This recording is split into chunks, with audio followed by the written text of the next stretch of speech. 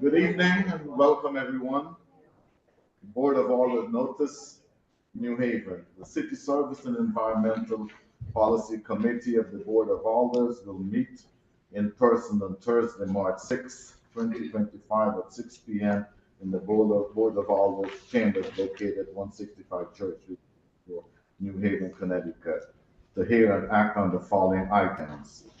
LM-20230651. Order of the New Haven Board of Alders designating the corner of Sherman Parkway and Harding Place as Cameron's Corner to commemorate and honor the vibrant life of Cameron Gale, a dedicated cheerleader and source of inspiration for the countless young individual in the community.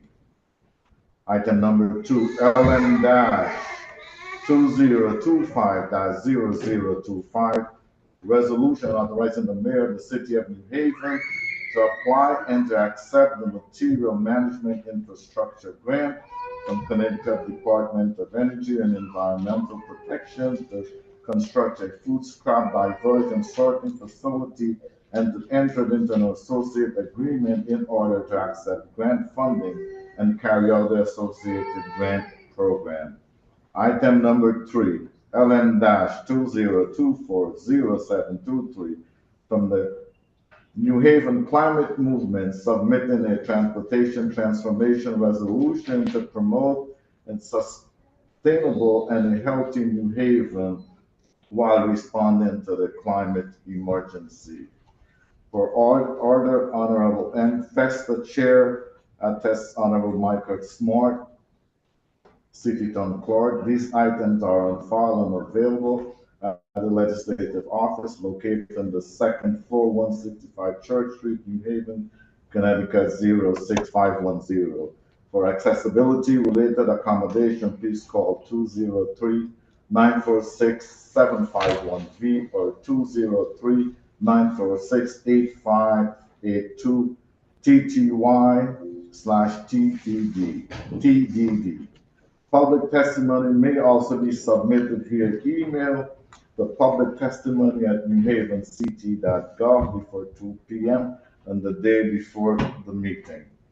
This meeting may be viewed on the New Haven Board of Alders YouTube channel. Now I'll have my colleague introduce themselves. Caroline Tommy Smith, Ward 9. Gary Hogan, Ward 28. Anna Festa, Ward 10. Kenton Singh, Ward 5. Kiana Flores, Ward 1. Thank you everyone for coming. Please turn your phone off at this time or put it in silent so we would interrupt our meeting. Sign-in sheet for those who want to testify is on the right. Okay. The makers for item number 1 may proceed. Mr. Vice Chair, I'm going to go around and represent Alder Streeter. Thank That's you, okay? Madam Chair. Yes, you may. Thank you.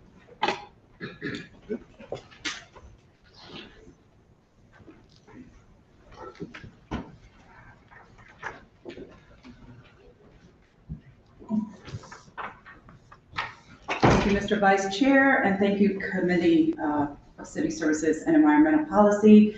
I am Anna Festa, the Chair of CSEP, but I'm here representing Alder Streeter this evening since he couldn't be here. On behalf of him, I am going to read the letter regarding the corner naming on Sherman Parkway and Harding Place in honor of Miss Cameron Gale. I would like to respectfully submit to the New Haven Board of Alders the attached order proposing the corner of Sherman Parkway and Harding Place be called Cameron's Corner to commemorate and honor the vibrant life of Cameron Gale, a dedicated cheerleader and source of inspiration for countless young individuals in our community. I have attached the necessary petition signed by supporting neighbors, city residents, and friends, the map indicating the location, and fee to satisfy the procedure requirements for corner namings.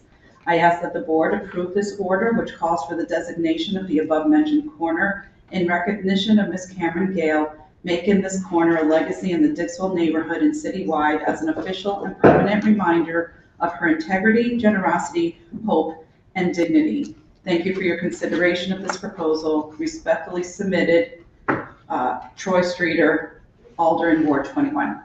Thank you, Madam Chair.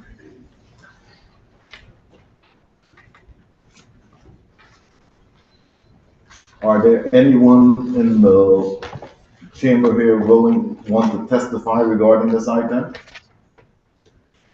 Are there anyone in the chamber who wish to testify regarding this item? Is there anyone wish to testify regarding this item? Seeing none, we'll move on to item number 2. Ethan? Yes, Ethan? okay. Anyone else? Yes, it's your turn. Come on up.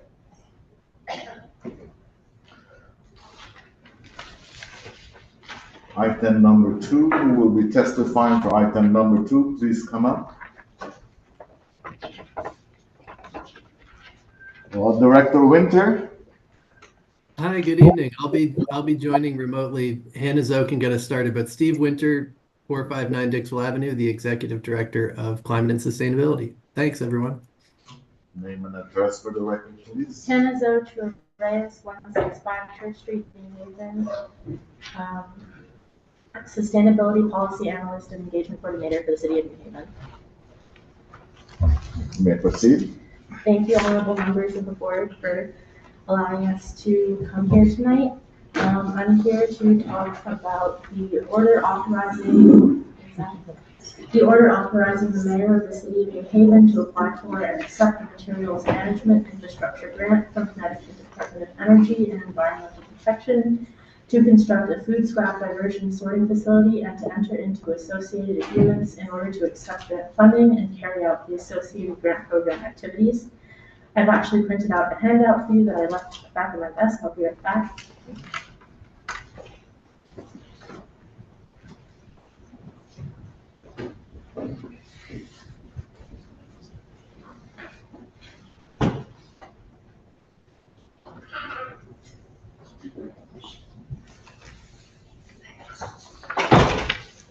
Thank you.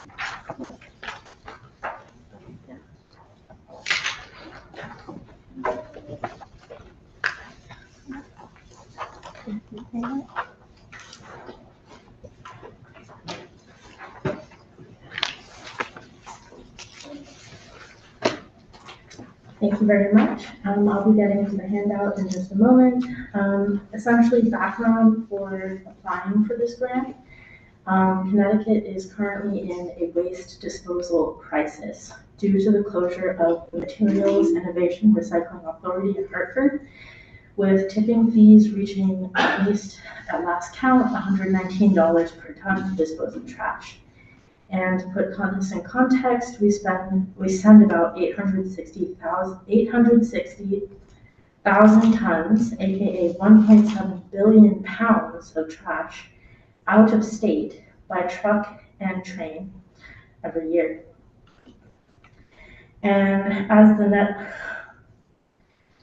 so diverting the food waste would lead to benefits for air quality by not burning the waste, as well as environmental benefits by creating compost and mitigating financial risks of rising tipping fees.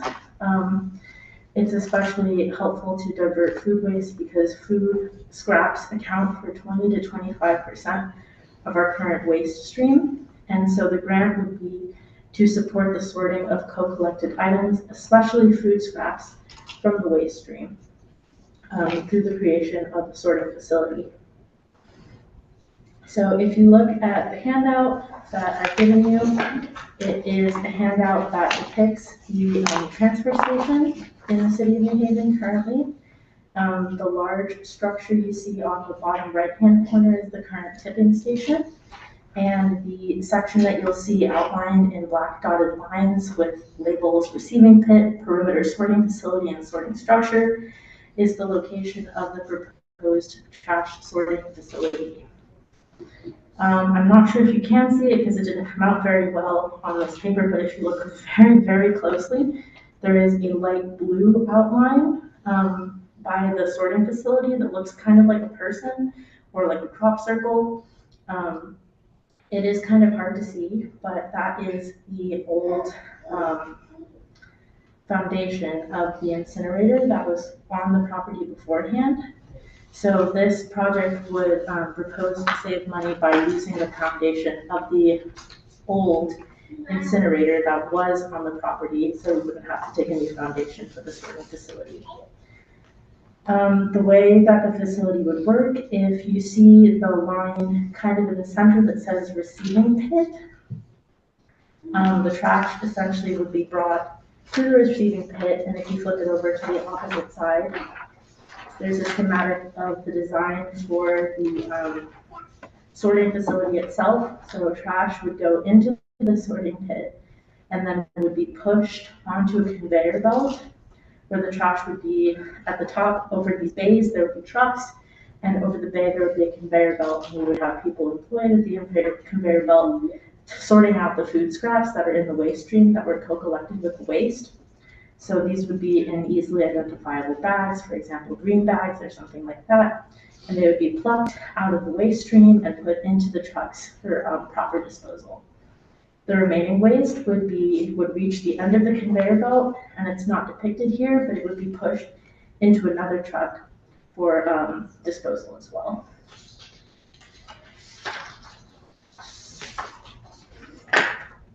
If the council decides to look favorably upon this motion, next steps in applying for the grant would include consulting with a working group that the mayor has put together, composed of the general public, the waste authority, and Alder Smith as well, that is essentially looking at how the city can improve recycling, how the city can improve its food scrap diversion, and how we can make the city cleaner through better waste management. They're also looking at various models for co-collection that other municipalities can use and trying to determine which ones might be a good fit for the city of New Haven. Regarding the future of the sorting facility, the Connecticut DEEP, the Department of Energy and Environmental Protection, also theoretically in the future would have a grant to help cover the costs of starting up a food scrap diversion program for the city to move forward with this. And the third thing that we would have to do is to seek approval from the Waste Authority Board to construct this structure on the facility and to operate it. The Waste Authority Board actually employs a contractor who operates the transfer station, and that contractor also has experience in co-collection elsewhere in Connecticut, so they are familiar with what the process looks like. Thank you for your time, and I welcome Steve and I welcome any questions. Yeah, and I would just add a couple things. I think Hanazo, they did a great job summarizing. Timeline wise, this was another fast moving deadline, so we did submit an application. We have not heard anything back yet. And Hanazo mentioned that the mayor has set up a resident advisory group, which has members of the Waste Authority, members of the general public. Caroline Smith was appointed by President Walker Myers to look at different options or pathways for materials management. One of those is co-collection of organics, where you'd have color-coded bags that can be pulled out, like Hanazo mentioned, so that they can be diverted for composting and anaerobic digestion. So that group, I've been a part of it, and we're looking at that as one option. So if the group thought that option made sense, this would be the infrastructure to support that. But as Hanazo mentioned, that group needs to have further conversations, and we ultimately need approval from the Waste Authority Board. This is a really unique opportunity. There's $15 million available. There hasn't been funding for materials management infrastructure of that scale in recent memory. And so we wanted to put this application in because we think it could be a really viable pathway forward. This type of organics collection is a lot less expensive than collecting with a separate route where you'd have to have multiple crews and trucks just collecting organics. So that's one benefit of it. And then the last thing I'd say is if you look at that diagram, there's 3 bays for trucks. So you could imagine if this took off, not only collecting food scraps, but also maybe textiles or electronics or redeemable cans and bottles, things that have a high value. Those could also be put into your toter with your trash and then separated out and reused or recycled. So that's something that could be really valuable in the long run. So we really appreciate everyone's consideration and thank you to the chair for letting me join remotely. You're welcome. Committee members, any questions? Madam Chair, you may. Thank you, Mr. Vice Chair.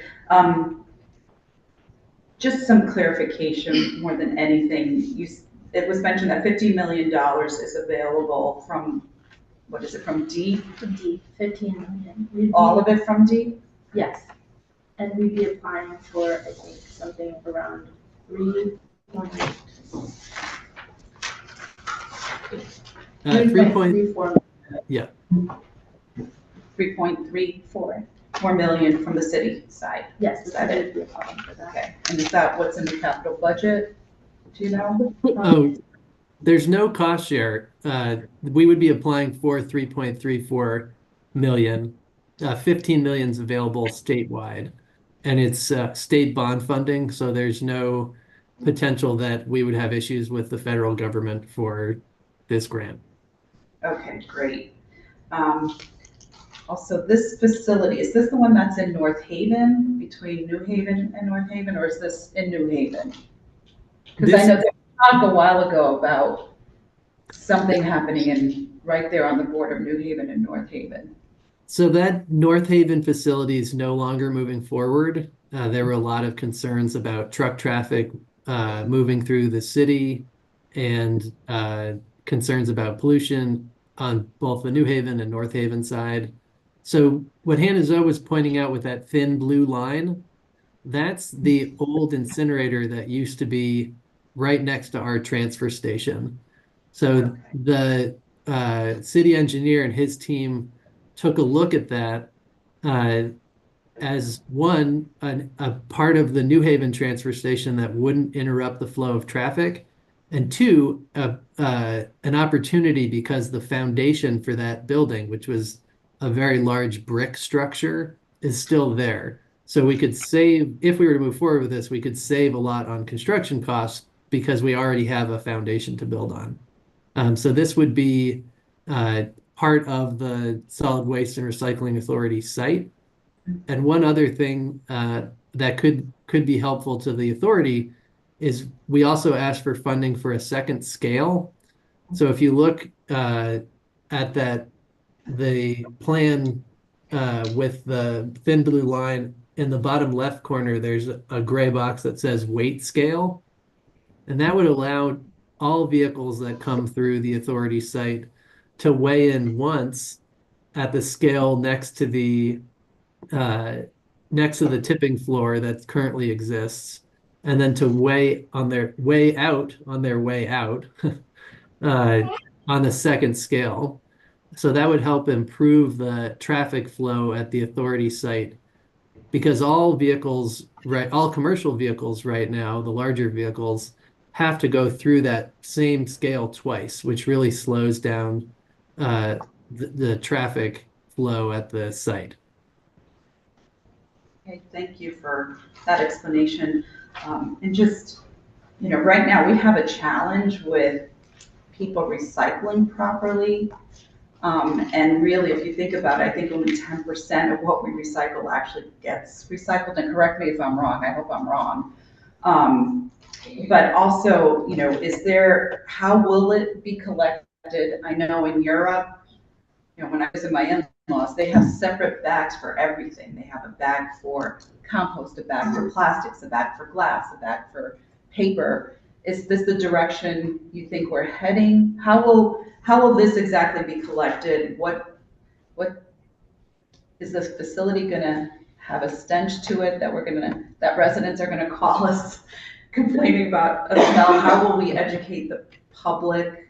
And what kind of cost is it to the residents? Sorry, that was a lot thrown in at you. And I'm happy to repeat any of this if you need. So I think I think the big picture question there is like, is this the direction we're heading? And we think maybe that's the work that this working group is evaluating right now, is whether we think that this could be a fit. So we wanted to apply for this grant to prepare us in the event that we do decide to go with a co-collection option. We've heard from a lot of residents interest in composting. We've already diverted several thousand pounds, I believe, from the three Big Belly containers that are out in Fairhaven and Worcester Square and downtown.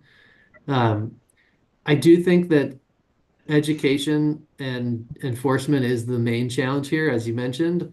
And I think, yeah, to be frank, we would need a lot of support from the state, and we've expressed that to CT Deep that we would need, multiple years of financial support for education and enforcement. And it wouldn't just be about food scrap diversion, but it would also be reinforcing the how to recycle right, and the education around recycling, and to ensure that if we do move to a new system, that there isn't going to be illegal dumping or other litter issues. The goal here is to really make the city greener and cleaner.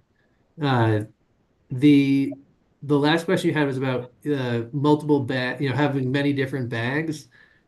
This model would open up the opportunity for that, where you could have up to 3 different waste streams that are diverted.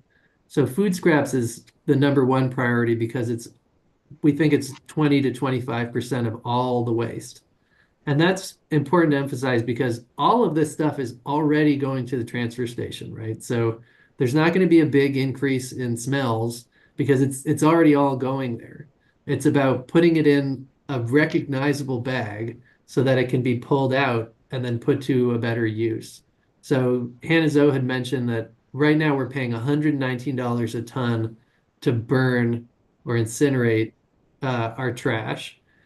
If you look at the yard waste cost, it's only $52.50. I'm not saying that we'll save money by moving to compost diversion. I think was probably still going to cost us something, and that's something we'd have to figure out in the long run, how to cover those costs. But there is a compelling reason financially to cover some of the costs by the virtue of the fact that this is useful material that can be, reused and put back into soil and making a renewable source of energy for the electric grid. Okay. Thank you, Director Winter. I appreciate your answers. I'm going to yield to my colleagues, Mr. Vice Chair. Thank you. Okay. Alderman Director Winter, how are you today? I totally understand the waste streams you're trying to create. Prior to leaving the Housing Authority, HUD, Connecticut, was trying to do some composting, which was going to work in elderly facilities, trying to reduce the load and trash loads that they were paying for private contractors to remove trash. In my neighborhood, we have folks that, or residents that compost now. One of the issues is that we have wildlife in Beaver Hills. So the use of plastic bags didn't really work well because we attracted animals during the course of the night when you put it out. So they're using containers now. Is it possible to consider, as you work with the committee, to use something other than trash bags between the coyotes, the possums, the raccoons, and all the other animals that live in Beaver Hills? We just don't want to attract that as a food source for rodents or other animals. Thank you, Alder. That is a really important concern, and it's something that is widespread in the city with people who say, well, I used to do backyard composting. I had a plastic bin or wooden bin or some other kind of bin. But I stopped because there were rodents or other animals, maybe raccoons or deer that get into the compost pile. So a lot of people have tried to do composting in their backyards or in their neighborhood and had pest issues. Um, these bags would be put, these color-coded bags would be put into your toter, and you'd wheel it out with the rest of your trash. So they would be protected from wildlife just as much as your trash is currently. And it really is part of what we're trying to do with this and with the big belly containers is address this issue that people have had where they give up on composting in their own yard because of the pest issues you mentioned. One more question. With this grant, is this more of an assessment on what you would like to do? Is the funding to set a program in place? Well, I think, like I said, we haven't made a final decision yet, but I think for cost reasons, this is a really compelling option because uh, refuse vehicles and then the whole crew of the driver, the guys who are moving toters, it's an expensive proposition. Plus, having a whole system of separate toters just for compost, even if they're smaller toters, there's a much larger upfront cost and then ongoing cost in terms of labor and maintenance if you're putting additional crews on the road. And so that's why some communities are looking at this model. So Middletown has been doing it for, I think, about almost 2 years now in their downtown area. They've been doing it. They have a sanitation district. And so that's why we're interested in it. We think it could be the most cost-effective option. And it's one that we could only do, though, if we had infrastructure in place for the sorting. And what's really interesting about this proposal is we have space at the transfer station where we could build this, and our trash guys wouldn't have our refuse crews wouldn't have to like drive to another town or drive out of the way. They would do more or less what they do now, and tip the truck's worth of refuse right at the transfer station. So uh, I think it's a very interesting idea, and I think that there's a lot of value to it, and it's something that would still have a significant challenge in terms of education. And so we have to look at that. And then, like I mentioned to Chair Festa, there is going to be some increased costs to providing the service to residents. You have to look at, what is the total amount of that, and how can we cover that cost? So those are issues I hope we have more answers on soon, but we haven't finalized the exact direction we're going in yet. One last question. What is your vision for the education of city staff and for the residents to change their behaviors? Because we still have people that litter. What was it? Don't pollute, don't give a hoot, don't pollute. That's decades ago.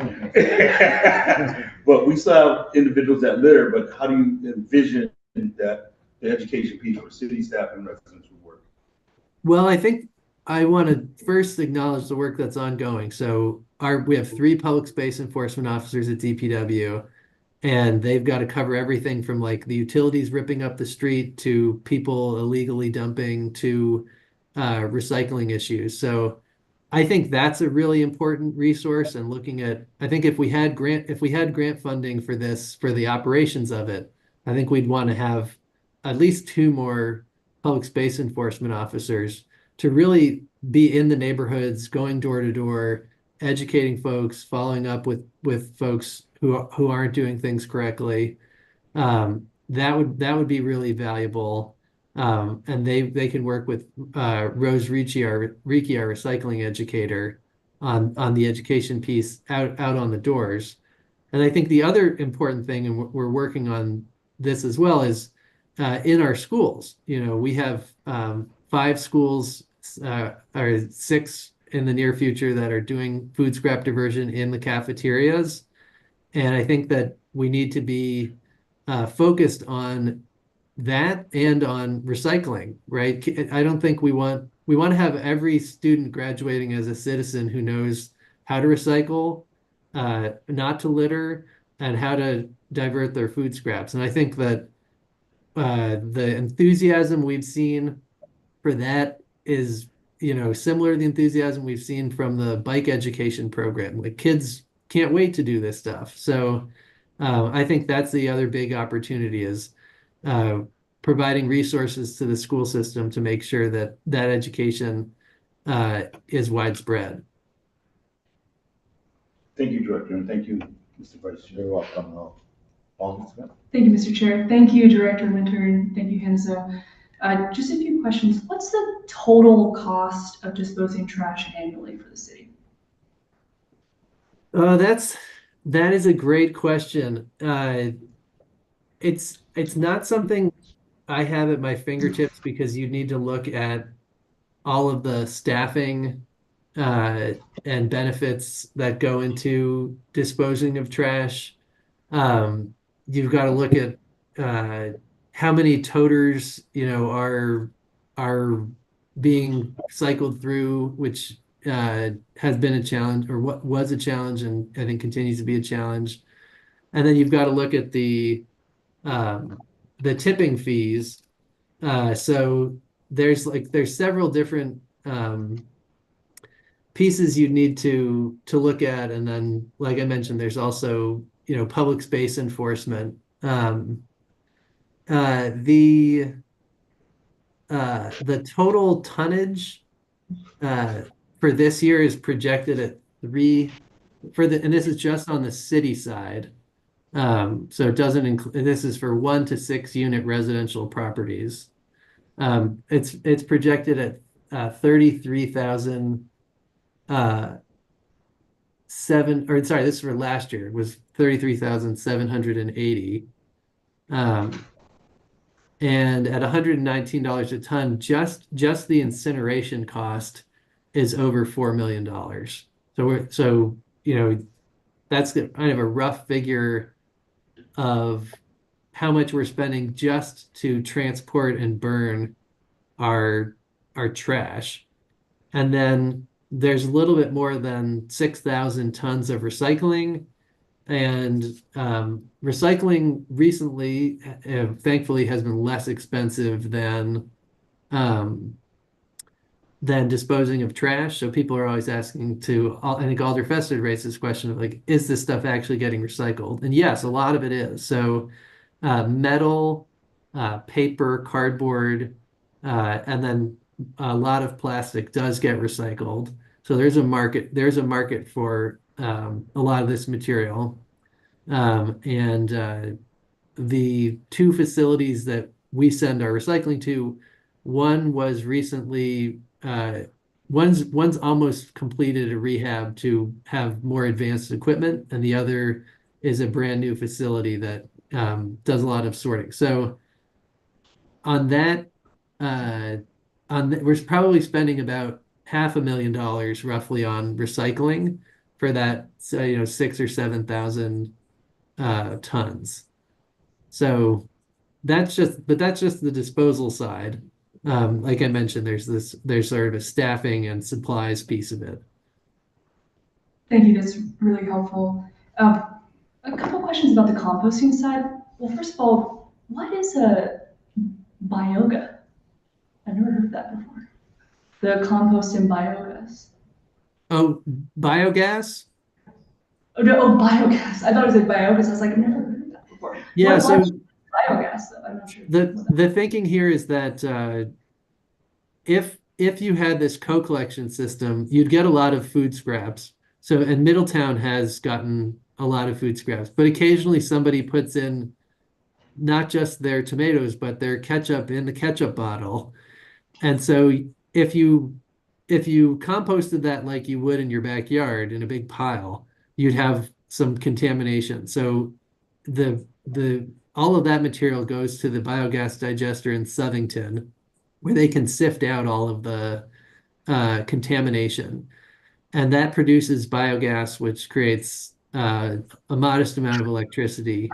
And then they use the solids that are left over for compost.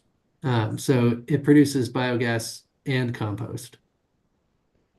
That makes a lot of sense. And a follow-up on the compost piece, what are your thoughts or vision around the sort of subsequent distribution of the compost once compost and biogas is created? How do you imagine the compost to be distributed back to the community?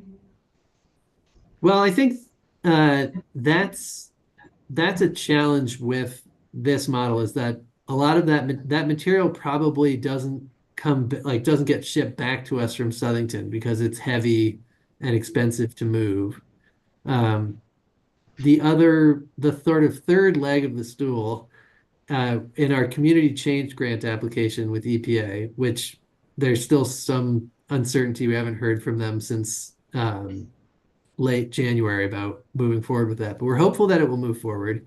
There's funding for, and this again speaks to Alder Hogan's concern, there's funding for these shipping containers that have an aeration system and a big sort of drill that helps break down food scraps and leaves. So these shipping containers could process material in Fairhaven on the lot next to City Seed. So that's really kind of speaks more to your question about community composting, because we'd like to be able to have the infrastructure in New Haven to process compost and then to redistribute that material. And if we were to do that, I think the schools could be a really good fit, because the material we get from the schools is very clean. There's only a limited number of things that are in the cafeterias. And we could set up a collection route to go school to school and then bring them to Fairhaven. The material that comes out the other side of the shipping container sits for a period of weeks or months, and then it's ready to be used as compost. And that could go to parks, it could go to community gardens, it could go back to schools, it could go to green spaces, it could go to residents. So I think that's ultimately something we love to do. It's a challenge though in terms of both having a good collection stream and also an infrastructure and an operational challenge. So that's why we're hoping the EPA funds come through. Thank you very much. Thank you, Mr. Chair. Thank you. Go ahead, Alder. Thank you, Vice Chair Singh, and thank you for the presentation. It was really informative. I just had one question about sort of jobs and job potential, particularly with the idea of if we're going to create this new program, will that require more employees, specialized training? Will it require a new administrative position? And sort of what are the economic opportunities with this program specifically? So I think there's some less glamorous jobs here on the sorting facility itself, on the line, pulling the bags of organics off. But those would probably be anywhere from 2 to 4 jobs likely. And then there's jobs on either end of the sorting facility. There's equipment, like loading equipment. So we asked for 2 all-electric loaders to move equipment or move bags of material on and off the conveyor. So those would also be job opportunities. And then I think, like we were saying before, in order for something like this to really work, we would need additional staff to be involved in public education and enforcement. So those are the key roles, I would say, in getting something like this going. Thank you. You're welcome. Any other questions? I do like to follow up. Yes, you may. Thank you, Mr. Vice Chair. Just for follow-up, there's a private group that does composting. They ride their bikes to households and collect it and bring it to Fairhaven, if they're still there. Fields and Wheels, I can't remember the name. Is there a partnership that we will have with them, or how do we integrate their facility as well to maybe help out? That is a great question, and I think in some ways this would be a competitor in that it's also providing a curbside composting collection service. And because the Phoenix Press property was sold, the material, I think that material is also mostly going to the biogas digester. So there's a similar flow of materials. I think that the good thing about food waste is that it's everywhere. And so there could be opportunities to partner with Peels and Wheels with the schools, like I mentioned, or if we are successful in getting the EPA funds, we'll need someone who knows how to compost to run those shipping containers and that whole facility.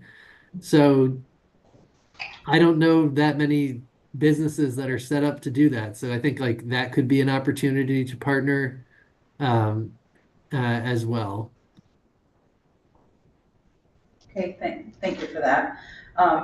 Also, what are our chances of actually getting this grant, and what happens if we don't?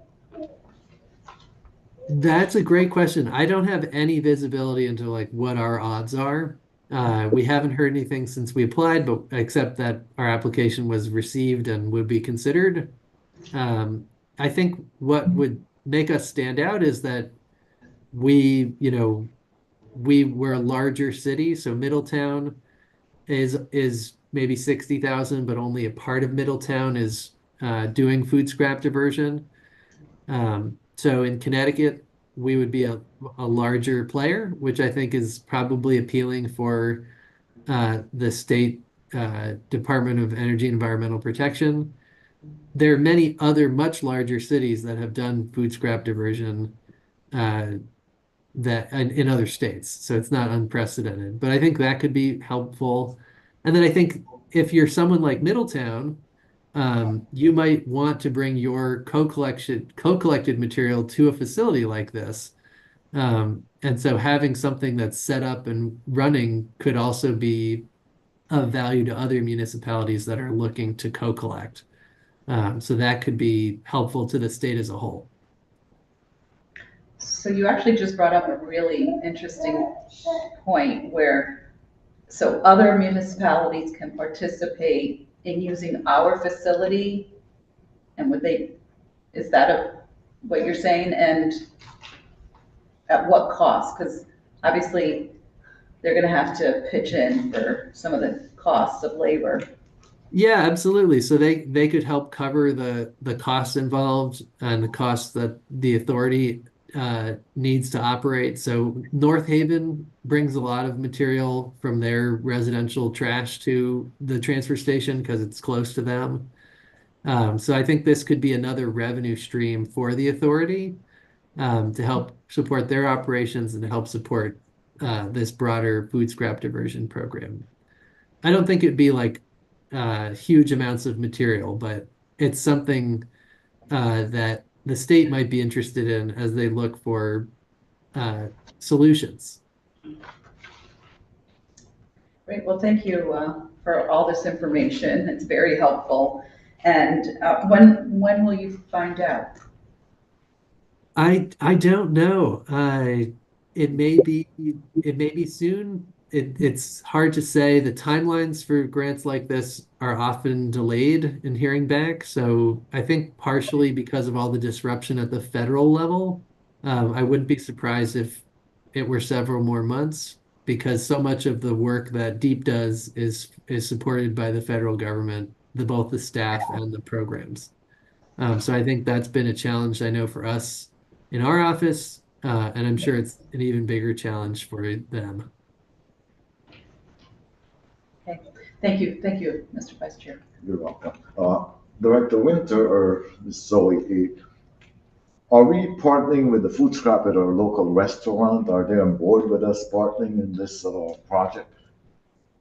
Any thoughts on that? That is a great question. We wouldn't foresee including them in this because we would be using the city's trucks and the city collection, and the city doesn't currently collect from restaurants. But through our USDA, our Department of Agriculture grant, we're partnering with a nonprofit to reach out to local restaurants and food businesses to help them get set up with food scrap diversion. So if you know of any restaurants that might be interested, they are going to be they've like finalizing their materials and will be doing outreach to restaurants in the coming months. Yeah, I'm seeing this as an opportunity for jobs for a contractor to pick these up from restaurants and bring it to the depot at a cost, to that business. That's where if, that would be entertained or have a process start with it. Yeah, there are several businesses that are doing this, but I think it's a growing industry. For the USDA grant, we're working with a company called Blue Earth. There's also a hauler called Curbside Compost that do a lot of work with food businesses. Claire's Cornucopia, and there was a second business Blue Earth mentioned downtown that have been diverting a huge amounts of food waste, and I think also saving money. Thank you, Director Winter. Any other questions, colleagues? Is there anyone from the public like to testify regarding this?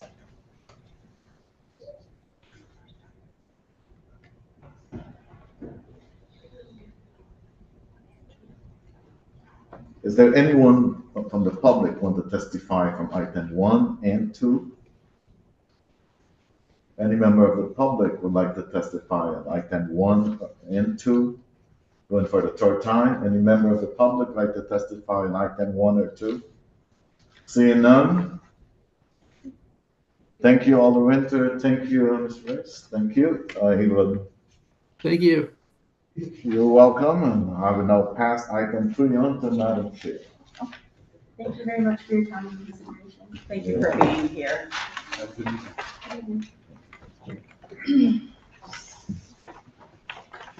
Thank you, Mr. Vice Chair, for taking over for items 1 and 2. We will now proceed with item number 3. If we can have the makers come forward, please. Do we have the makers of the resolution?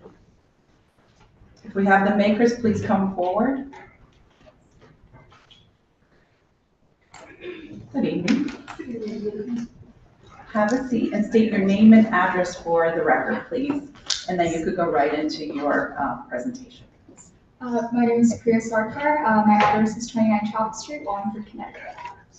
My name is Amelia Lee, and my address is 260 Dwight. Thank you. We're here today to represent the New Haven Climate Movement to advocate for the passage of the Transportation Transformation Resolution, which is a proposal we have developed and pushed for since the summer of 2024. As our community has recently faced a series of extreme weather events that highlight the urgency of addressing human-induced climate change. Just last night, a severe storm that swept through Connecticut brought heavy rain and strong winds, resulting in over 1,000 power outages across the state.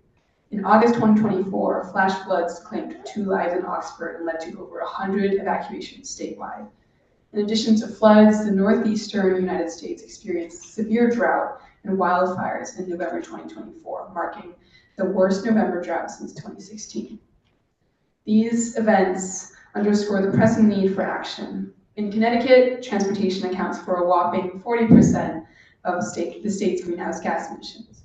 If we want to mitigate climate change effectively, decarbonizing our transportation system is one of the most impactful ways to take action.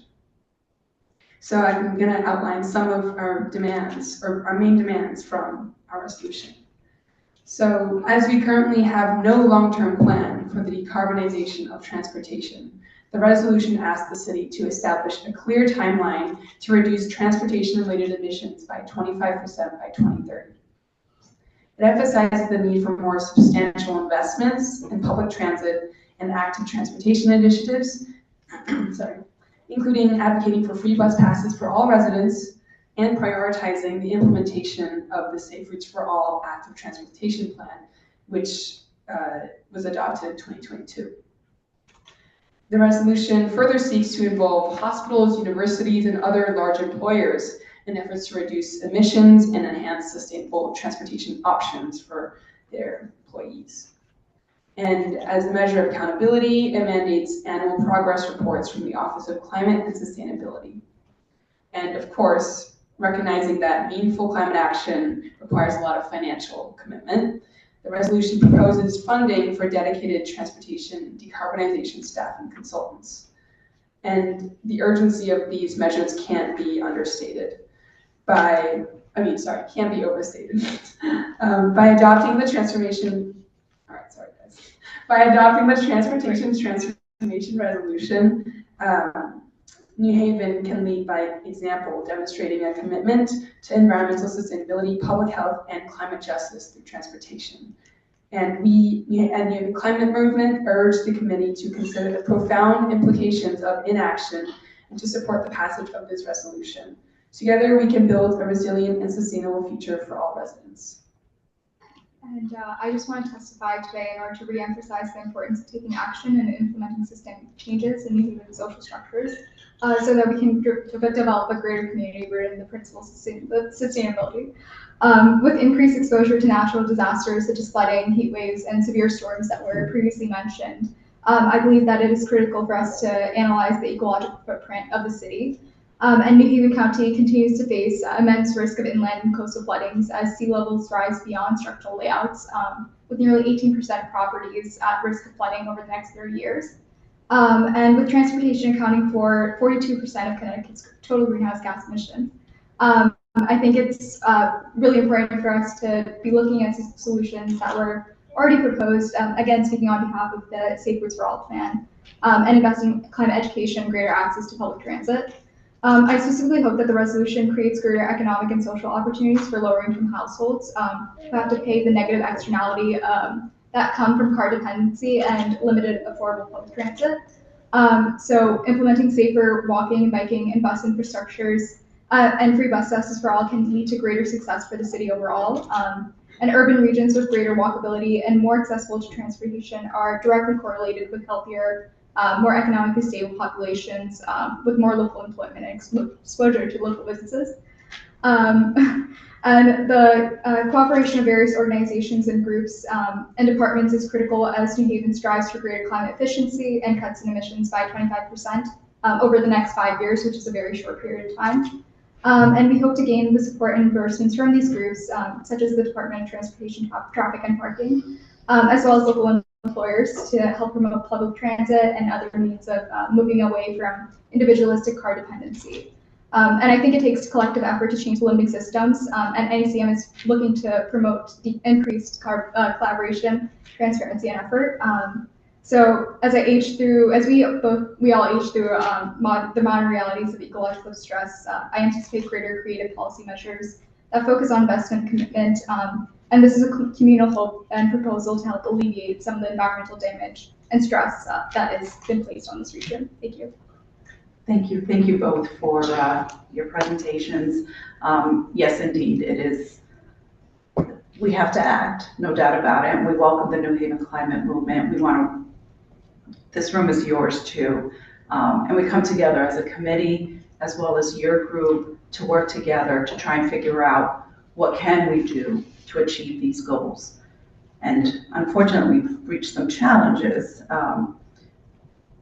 In New Haven, I feel like we're pretty fortunate to have Director Winter, who is gone now, but working with us, with the city, and looking for grants and possibilities to achieve some of these goals. We've actually, as a board, also passed resolutions for electrification, et cetera.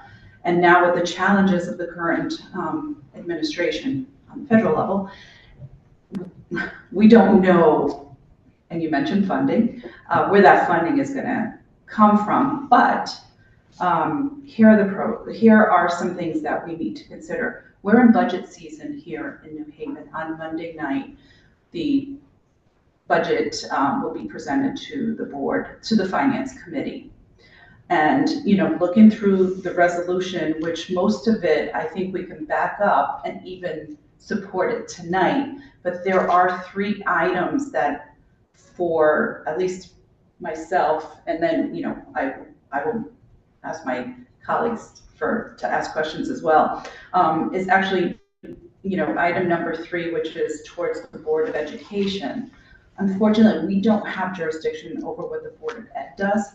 So my suggestion would be to maybe go to the Board of Ed meeting and question it, or possibly we on the Board of Alders have an education committee that some of those questions could be addressed.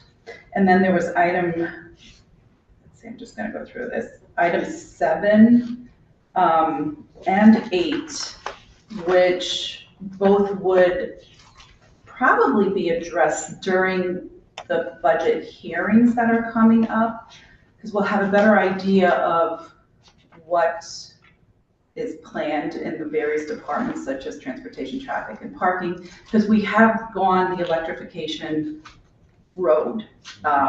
We've had some challenges with, one of our refuse trucks that's being addressed. And we just actually were presented with a grant for a refuse truck, but on a smaller scale for our park. So I feel like as a city, we're trying to head in the right direction, but then we have these challenges that somewhat get in the way. So, I hate to give you homework, but we would need to be able to back those 3 items. Because as a board, this committee has to convince all our other members to approve this. And the questions that come up is what will the cost be for some of these items? What direction are the departments going in? And, what is their commitment with all of this? And so, those are, and as I mentioned, those are the 3 items that really come to question now. Hopefully they can be addressed during the budget process, if that makes any sense. So sorry, the 3 items were? So it was number 3 with the Board of Education to improve health of its students and help lead the climate emergency. I'm confident they're working on something. I know that my son goes to Wilbur Cross. He's part of the environmental club there, and I know they push for the composting. They're pushing for recycling. They push for a lot of the good things that everyone is striving for, even what we heard tonight. So that item really needs to go to the Board of Education. And then it was item 7, where it's asking for staffing and positions. We can be presented by the departments as to what staffing they think is important. We as a board can maybe help guide them. And in the end, we vote on the budget. So you probably need to encourage those departments to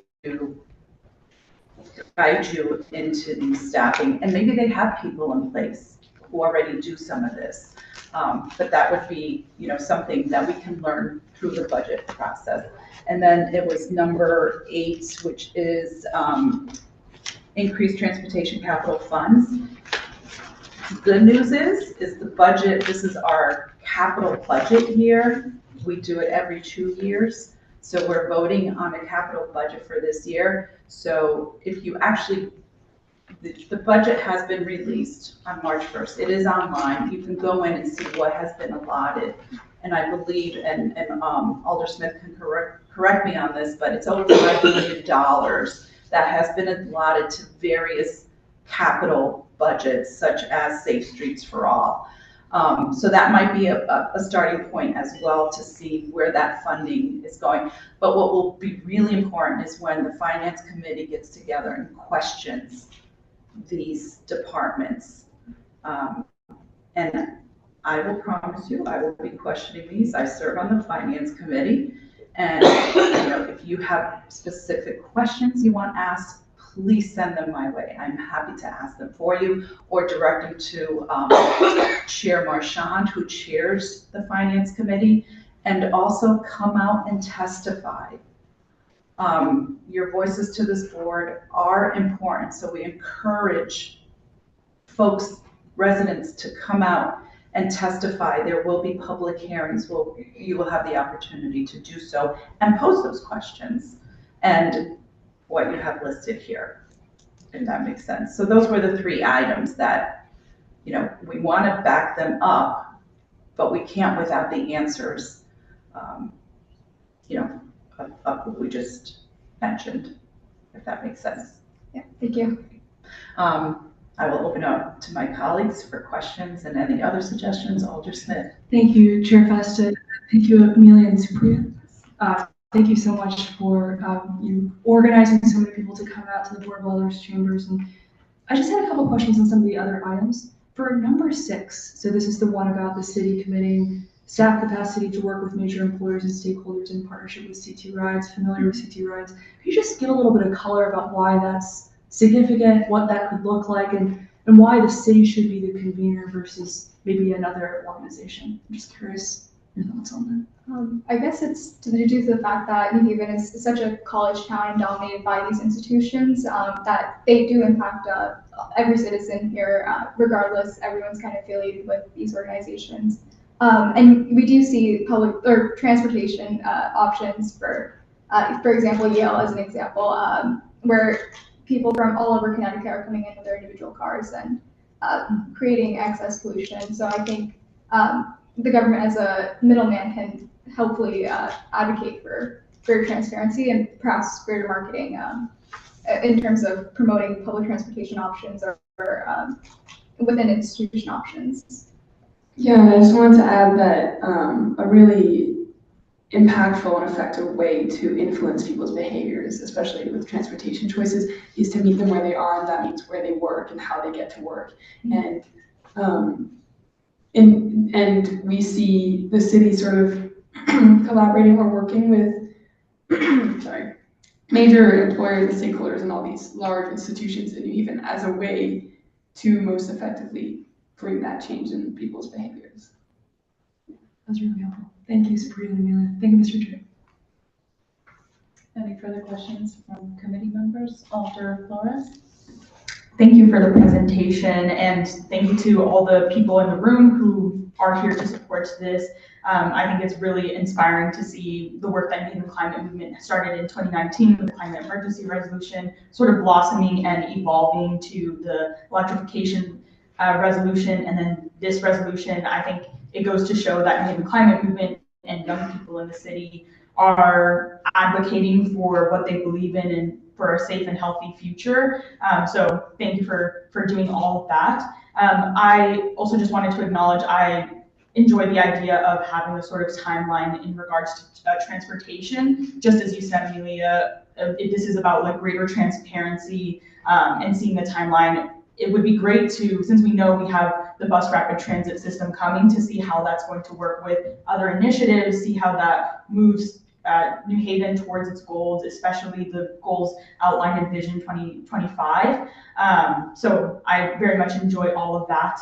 My only question was sort of just out of interest in terms of how the group came to come into the idea of transportation. So was it just like a natural evolution, or were there specific things that occurred that inspired you guys to focus on transportation? Yeah, just interested in sort of how that evolved.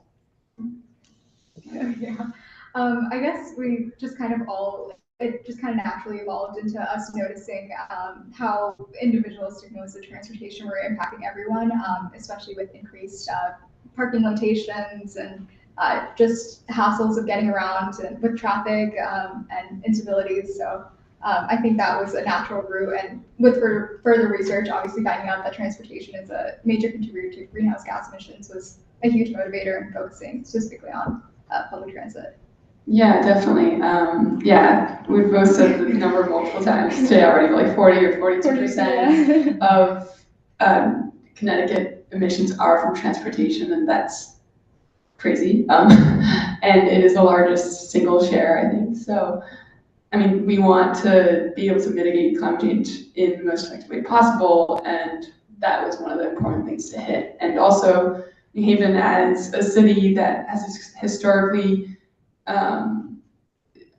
the impacts of urban renewal and a lot of these highway systems is very clear in New Haven, how they impacted communities, low-income communities, Black and brown communities. And so transportation is one great vehicle to kind of address the issues of environmental justice. Thank you, Chair Costa. Thank you, Alder Flores. Any further questions, Alder Smith? Thank you, Chair Costa. Thanks, Amelia and Sabrina. One other question. I think, I understand Chair Festa's point about number 7 and number 8. In large part because in my just cursory read of the budget, it did look like the capital budget was allocating more than $5 million. So my questions would be, is $5 million the right amount?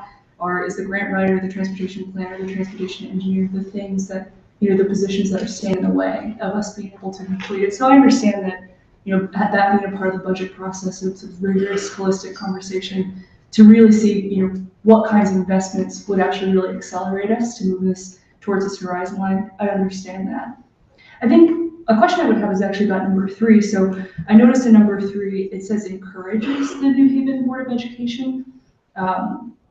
And I'm curious if that is within our purview to encourage. I'm curious about that, but maybe you can sort of shed a little bit of color about when you wrote that item, what you imagined that to look like, what that would look like from the Board of Alders to the Board of Education.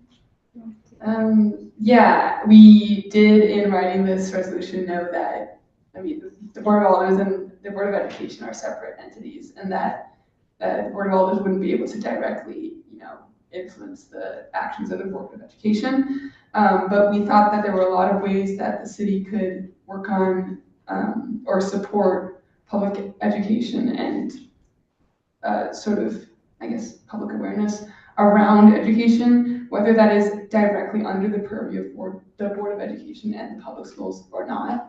And that was one of the things that we were thinking about.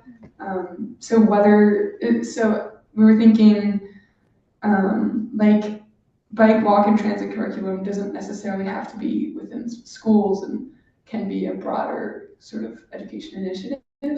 That's one thing. I don't know if you just focusing on spreading widespread awareness on this topic, possibly switching to more electric modes of transportation or walkable and sustainable modes of getting to and from school. I know a lot of students have to pay about the bus fare to get to school, which is not really ethical in terms of a public school standard, or because and so it brings up a lot of concerns about environmental justice as well. So I guess that was one of the things that we had in mind when writing that. Thank you. Thank you, Chair Costa. Thank you, Alder Smith. There's even other, I'm going to mention the $2 million grant that we just received to look into some of the modes for even our students to get to school safely by walking. And, we were just awarded $2 million to look into the whole 91-95 corridor, which, as you are well aware, there's a lot of cars that come through New Haven on a daily basis that affect our air quality, hence our high asthma rates in the city. I wish there was something more we could do about that, and maybe, resolutions like this can encourage other municipalities as well to do their part in working with social justice and groups such as yours to implement ways of improving all of that.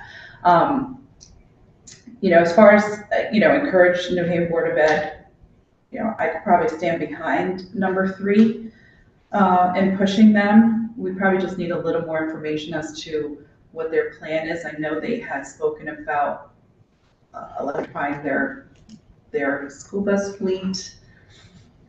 Where we are with that, it would be nice to have it tomorrow, to find out how serious are they about that? Is it really going to happen? And if it doesn't, what their plan is. Unfortunately, unfortunately, I don't know how you want to look at it with busing students. We have magnet schools, so we have kids that come from other areas. So maybe something else is to encourage the state to reinstate more routes with the Shoreline East train line.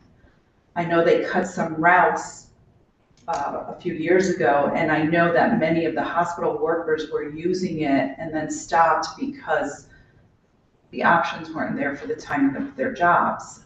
So that we need to encourage the state to reinstate go back to reinstating, the times that they had. Yeah, sorry, I wanted to comment that part of our intention with writing the resolution was also to sort of ask New Haven as a city to take more part in advocating at the state level, things like free bus passes or increased bus routes, and that sort of more formalized support for those things.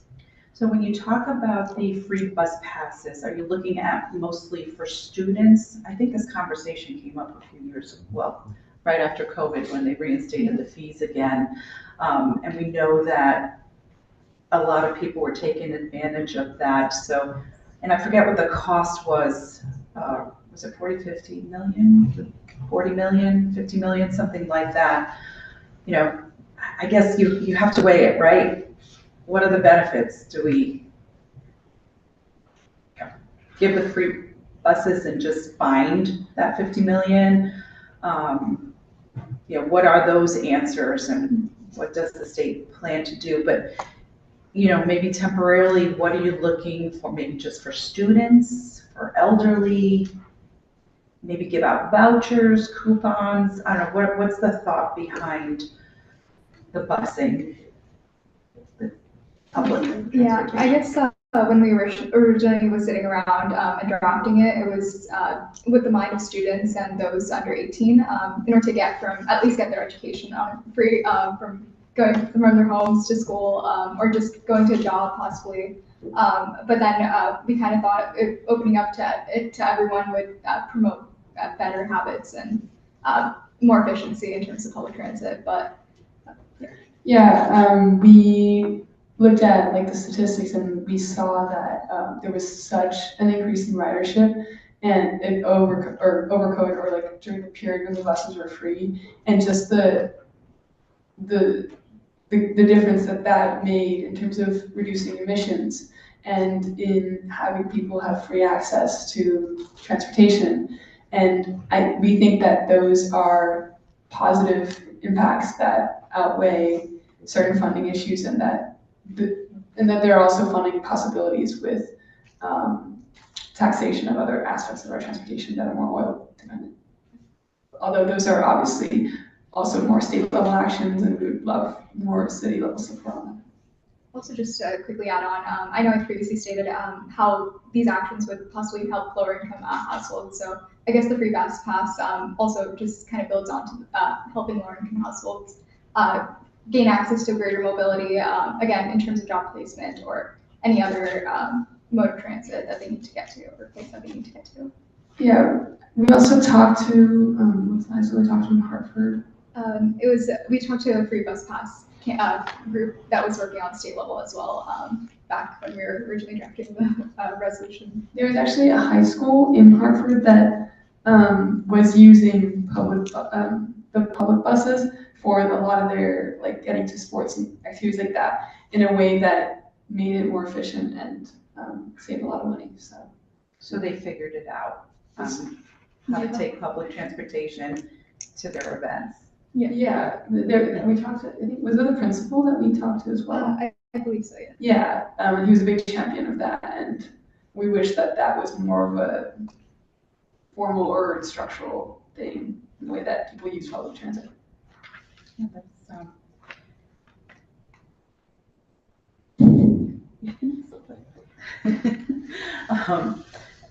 yeah, thank you for that, because that's an interesting concept, and because this is on the record, hopefully it gets out there to our schools. Yes. To rethink all these possibilities.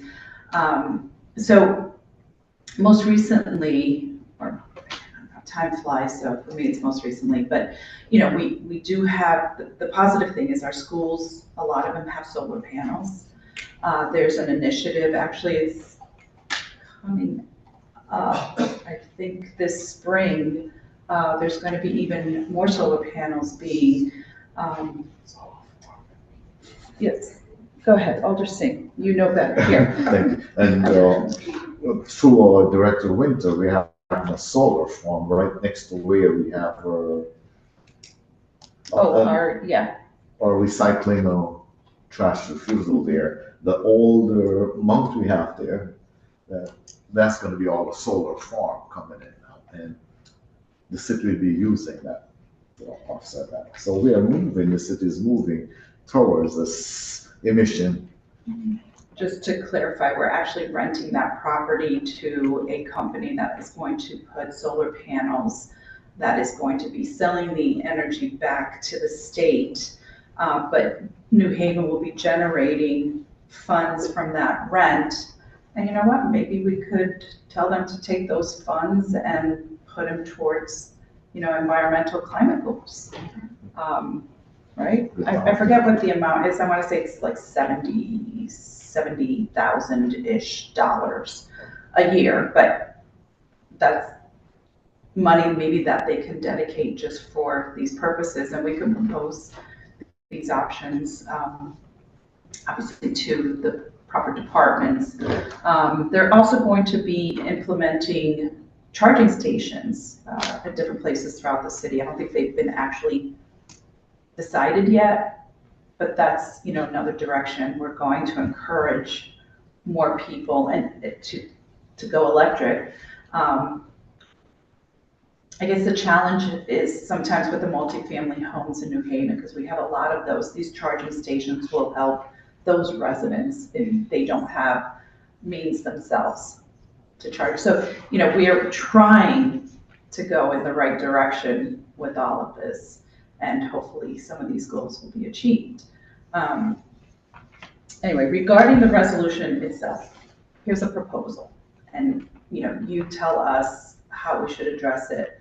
We could either make amendments to have conversations on some of the items we mentioned that we would need further information, so we could amend those out and propose a resolution, or we can keep it in committee, continue this conversation, reconvene maybe after the budget season, once we have some of these answers with transportation, whatever we discussed tonight, or whatever you want us to bring to the attention of the department heads.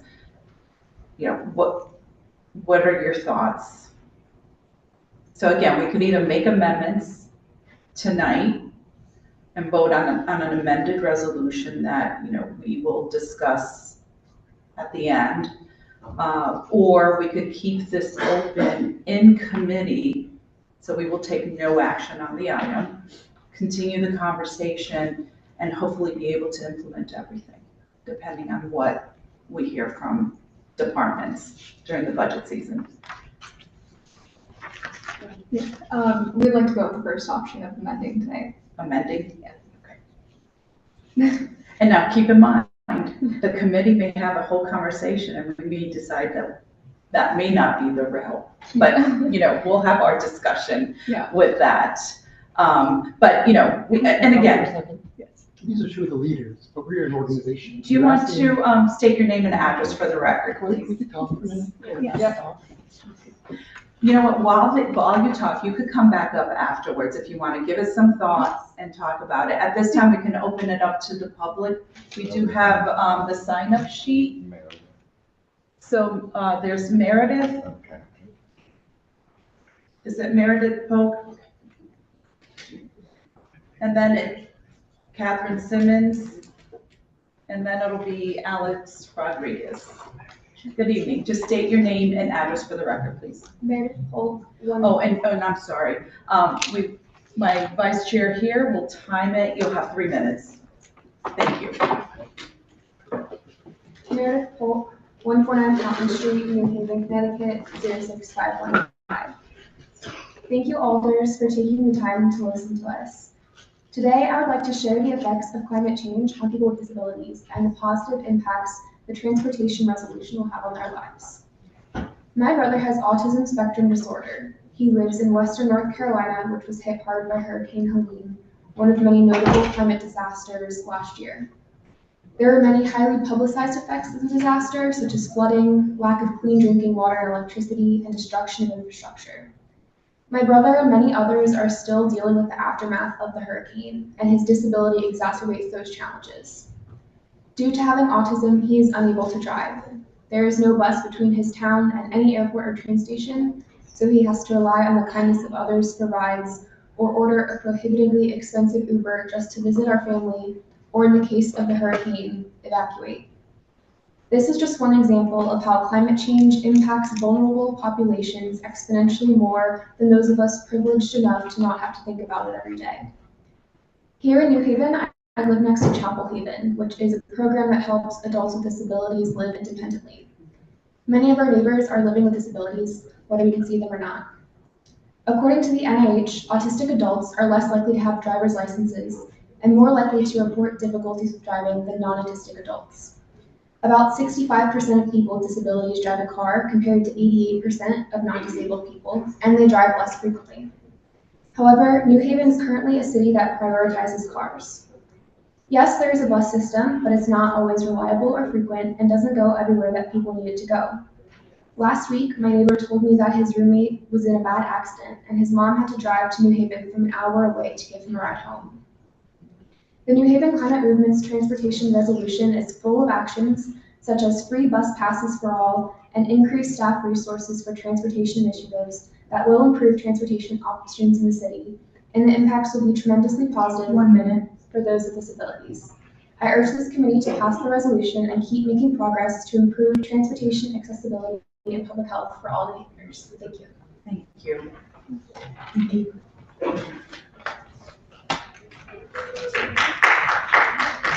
Catherine Simmons. And following Catherine is Alex Rodriguez. Good evening. Good evening. Name and address for the record, and then you could go right into your testimony. My name is Catherine Simmons, 111 Park Street, New Haven, Connecticut. Thank you for hearing my testimony and for the thoughtful commentary on this resolution so far. I'm a medical student currently in my second year at Yale, and I often spend my Saturday mornings volunteering with groups that provide free services for our most vulnerable community members. At the free clinic, we serve patients who are without insurance and without means to pay for expensive medical care. To attend these visits, many of our patients rely on transportation assistance, don't own a car, and often they miss their appointments due to transportation issues or delayed bus schedules or things like that. And increasing accessibility to affordable and reliable transportation could aid these patients in getting the care they need. I have a patient who had lung cancer and a history of strokes. He developed a condition affecting his arms where he couldn't drive or even put on a jacket. The team encouraged him multiple times to go to the emergency room, but he didn't because the ambulance was considered too expensive. And so safe and reliable transportation is essential. Not only do I support the transportation resolution for its goals of improving accessibility and affordable transit for low-income families, but I also support its efforts to reduce greenhouse gas emissions. Data has shown that low-income individuals are most likely to be affected by the negative effects of climate change, which causes further health issues. By reducing emissions, increasing funding, and improving cyclist and pedestrian infrastructure, the objectives supported by this transportation resolution will make New Haven safer and healthier for all its residents. Thank you. Thank you. Thank you. Alex Rodriguez and Adrian to follow.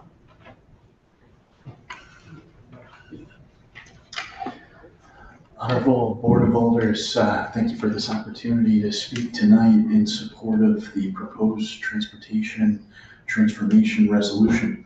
I'm Alex Rodriguez with Save the Sound. We are located on 127 Church Street, and our organization is deeply committed to promoting sustainable, clean transportation, increasing access to bus and train services, revitalizing our communities with transit-oriented development, Ensuring urban streets include bike lanes and sidewalks, and moving from gas and diesel engines to electric and zero emission vehicles are all part of a clean transportation future.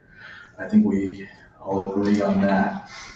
I'm not going to hash too many talking points that my good colleagues at the New Haven Climate Movement will speak to tonight. I'll really speak to the state level and the federal level of transportation concerns.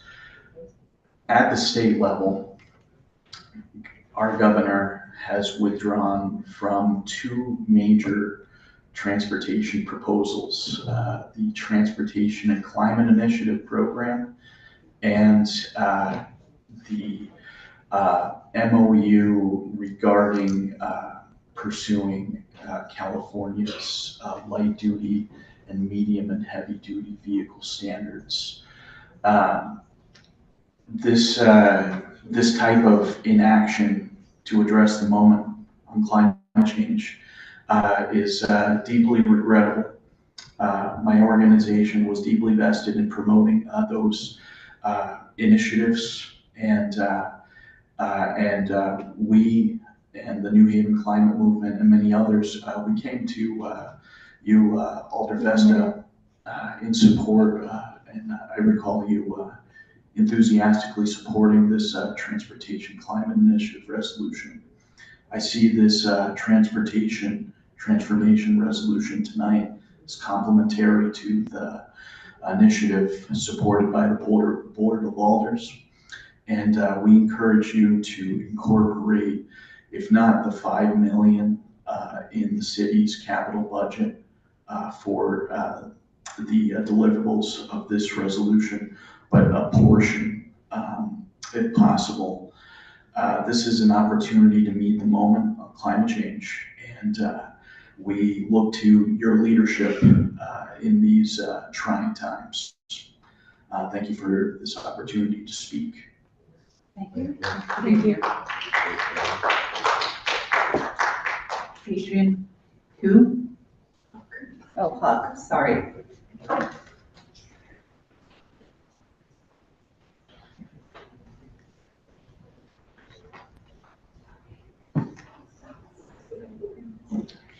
Good evening, esteemed members of the Board of Alders CSEP Committee. My name is Adrian Huck, and I'm the co-founder of the New Haven Climate Movement Youth Action Team and a supervisor for our Decarbonize the Oceans internship, which is focused on public education, connecting transportation emissions to ocean health. I also lead the Climate Justice Schools Initiative, which is a joint NHCM program funded by the City of New Haven. As a student commuter who uses CT Transit at least 5 days of the week as my primary mode of transportation, I understand the realities of what it is like getting around to school, work, and other events by bus. As a non-driver for environmental and cost-saving reasons, I'm proud to do my part to help reduce Connecticut's emissions, of which nearly 40% come from the transportation sector. From ages 14 to 17, I was privileged to never have to pay out of pocket for bus fare, because several high schools like mine provided 2-hour CT Transit passes to students who stayed after school for clubs, and so did many programs that I was part of which targeted NHPS students.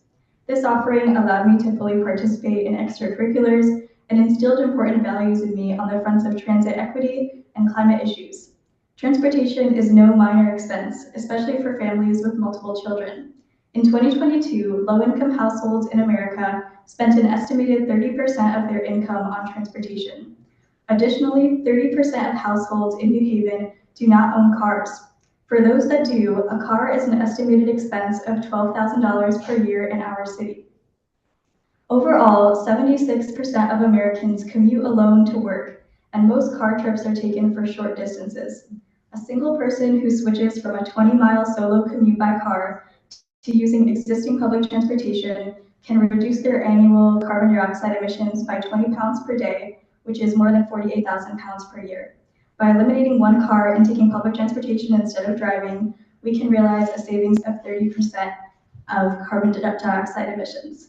According to the U.S. Department of Transportation, approximately 1/3 of the nation's residents don't have driver's licenses. By making our infrastructure so car-centric, we're doing an injustice to children, elderly people, disabled people, bikers, pedestrians, voluntary non-drivers, and anyone who can't afford to drive or consistently book rides. Times are also changing. Generation Z is not getting their driver's licenses at the same rate as previous generations. In the 90s, about 50% of 16-year-olds in the US got driver's licenses, and now this number is down to 25%. This choice is partially informed by how expensive it is to own and maintain a car, but also for other cultural reasons. Young people are seeking a new transportation future and city planning that better suits our needs as well as the planet's needs. It's time to boost equity by promoting sustainable transportation. We and over 700 petition signers and 30 endorsing local organizations implore you to pass our transportation transformation resolution and to invest $5 million in the city's 2025 to 2027 capital budget to pave the way for a better city.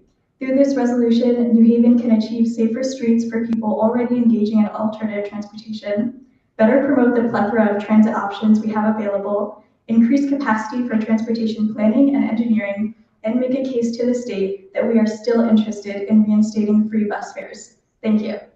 Thank you. Rosie Hampson? She had to leave early. Oh, okay. Ethan Reynolds. Oh, Adrian, before you leave. Alders, yes. Thank you, Madam Chair. Just thank you, Adrian, for your testimony. Just one quick question, because I think you may be familiar for item number 2 about free bus passes for all. Are you familiar with, I think his name is Jay Strange's work in Hartford? Yes. Do you know if they're putting forward any proposals during this legislative session for free buses for young people? Yes, so actually there is I'm forgetting the bill number, but yes, there is a bill that is concerning free bus passes for high school students, but also for low-income people and I believe disabled users as well. And there was a hearing on that about 2 weeks ago. I'm not sure where it currently stands, but also folks at Transport Hartford, including Jay Strange, were part of advocacy for a different bill that both Hartford and New Haven Public Schools are a part of that allocates both of our districts $175,000 for these bus passes. And then the folks in Hartford negotiated to have theirs go towards around 500 30-day bus passes for about 500 students for the school years to get that maximum impact for a smaller amount of students. And so they're doing data collection, and it's been really interesting to see the results, and that's also helping them make a case to the state that this is supporting young people's mobility beyond school, but also for work and entertainment. So they're using their $175K in a creative way, which is great. And yeah, I look forward to seeing how that current bill that is being considered right now in legislature plays out. Thank you, Adrian. The backdrop of that question is just if this were to move forward, I think it'd be interesting to make sure that whatever request we put forward is coordinated with some of the efforts already happening. So thank you so much for that. Yeah, thank you, Madam Chair.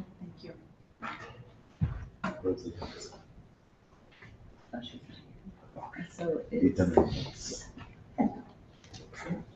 Good evening.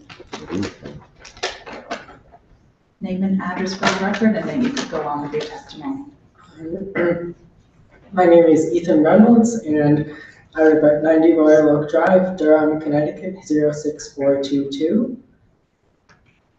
Hi. Good evening, members of the Board of Alders. My name is Ethan Reynolds. I'm a former student at the Sound School and current student at Yale College, and I'm proud to testify in support of New Haven Climate Movement's Transportation Transformation Resolution. We're at a time where bold action and systemic changes are essential to realizing a better future for ourselves and descendants. We're in need of changes that are rooted in community and that directly improve the lives of all, especially those marginalized and who bear the disproportionate burdens inherent to a car-centric society. As a student in New Haven who uses bicycles and buses for transportation, I've experienced the impacts of inadequate transportation infrastructure. Many roads that I travel regularly, like for example, Howard or Whaley Avenue, are abysmal in terms of bicycle safety. I was even hit by a car once and have had multiple close encounters in that sense. Sometimes when I've had to take the bus places, it will come late or not at all, leading to late arrivals or missed events. And so many residents in our community face these struggles day to day and year after year without hopes of improvement. For these reasons, it's crucial to invest in initiatives that address present challenges and prepare for a changing future. The Transportation Transformation Resolution facilitates these objectives by outlining a unified approach to advancing sustainable, equitable, and affordable transportation infrastructure. As transportation accounts for about 40% of Connecticut's greenhouse gas emissions, and given that about 30% of New Haven residents do not own cars, transition away from car-centric fossil fuel transportation is a crucial step for achieving broader social justice and climate goals. We're faced with historic underinvestment in public transportation infrastructure that has exacerbated car dependency and contributed to Connecticut's transportation carbon footprint.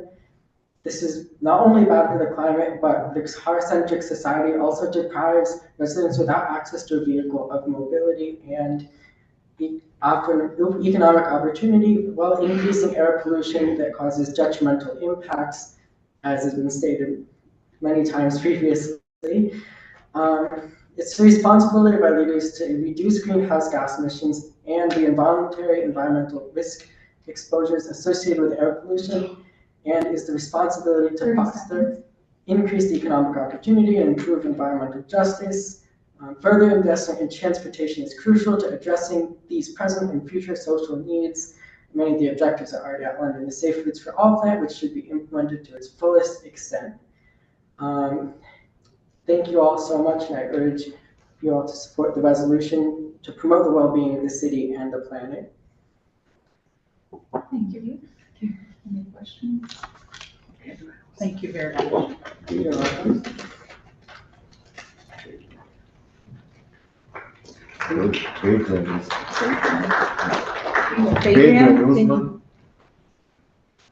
Adrian Usman.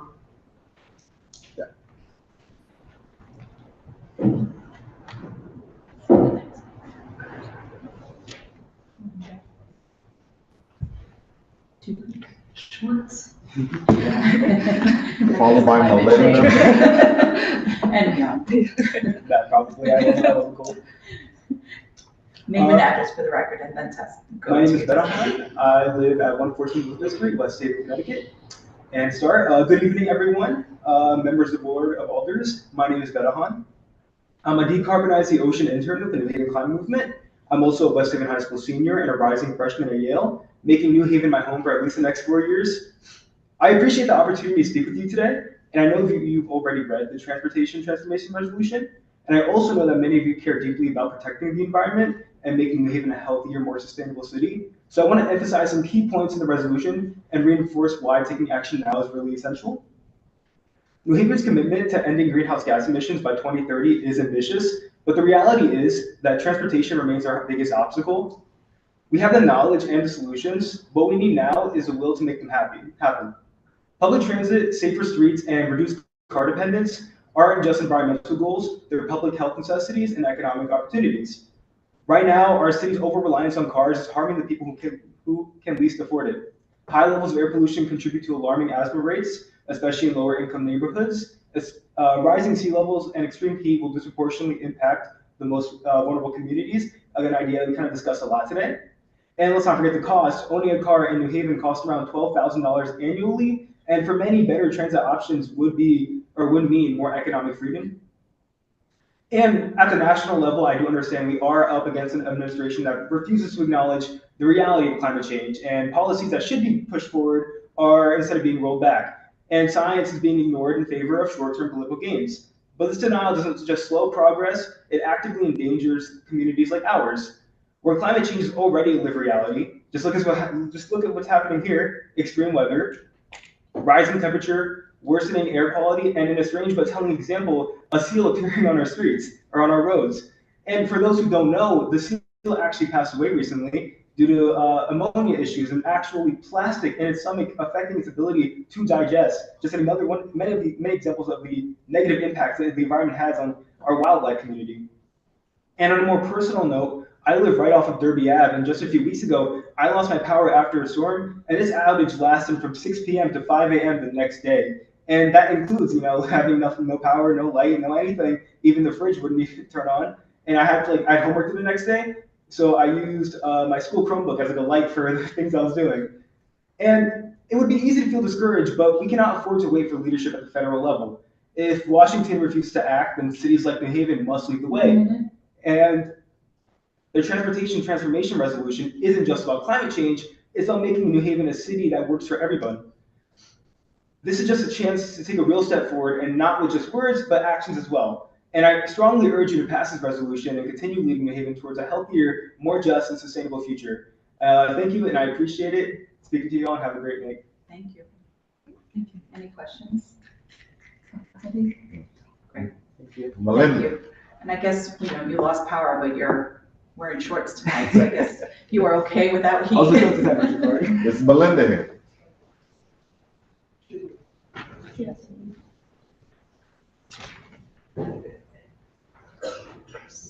Yeah. Chris Yeah. Schweitzer.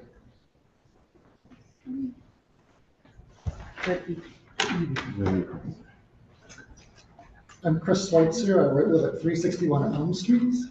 Thank you for considering this resolution. I just got back from impoverished Nicaragua, where our organization has an office, and the symptoms of a heating planet are everywhere. More intense rains that are flooding homes and villages, more heat with people dying of related chronic kidney disease epidemic, and erratic, expensive storms. While part of the urgency to act on climate change is based on the intense impacts vulnerable communities are facing, we see a lot of potential through this transportation resolution to help reduce climate impacts and improve well-being and health in New Haven. Today, here in New Haven, we all suffer from car and truck generated air pollution, noise, and dangerous streets. 30% of New Haveners without car access don't benefit from the pro-car streets, but must deal with shorter lifespans, worse health, and the lack of freedom to get around safely. It is an inequitable system that particularly harms low-income families. The other way our present transportation system externalizes damage is through massive greenhouse gas emissions.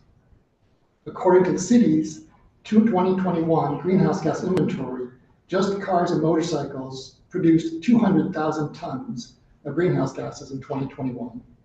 At a social cost of carbon of $200 per ton, that's $40 million in climate damage generated each year just from cars and motorcycles. This growing climate debt bill, which is estimated about $2 billion in New Haven since 2004, is coming due, and we can see part of it in the $200 million the city has already committed to spending on seawalls, pumps, just for the Long Wharf area. We can also see climate damage hitting through higher food costs, estimated to be rising at over 1% each year. Also, there has been an estimated 18% increase in home insurance costs since 2018. But we have not been seeing the level of city investment needed for the climate emergency. 1 minute. And not even by adding a few staff to address the critical climate pollution areas of transportation and building energy. But the city does add other positions each year. 11 new positions are proposed this year. 9 were approved last year. New Haven will spend $105 million on public safety this year. Safety for us, here now. Little is invested in the safety of future generations. $14 million will go to economic development, which is increasing greenhouse gases. And the budget includes $26 million in income from building permits, which are activities that just creating even more climate damage. At least we should commit a portion of the funds coming from climate worsening actions towards greenhouse reduction investments. So out of a total of $700 million New Haven budget, what will be committed in 2025 to cutting greenhouse gas emissions? A basic question for this budget would be, are we cleaning up after ourselves or leaving that to others? Relatedly, the city is supporting forcing United Lumen to pay $30 million to clean up the English station. So we recognize there are a number of transportation projects in the pipeline locally, but so far they do not add up to significant reductions in climate pollution. We urge you to pass the resolution as another good step in taking responsibility for transportation climate pollution and improving equity and health in New Haven neighborhoods. Thank you. Thank you. Any questions? from committee? Thank you. And, you know, again, we can try and push for this during the budget process. Ty, Michaels? Ty Michael. Ben,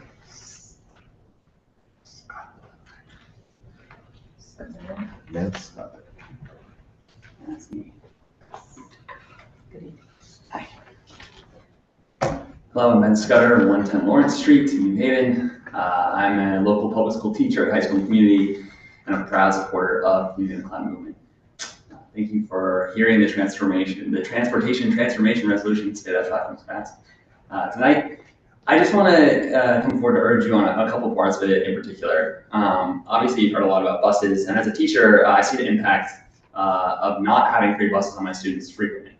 On Tuesday, I saw some of you at the March to Fund Our Schools that I thought was amazing, and hundreds of folks showed up to try and secure more federal funding for our schools and oppose what we've seen from this new administration.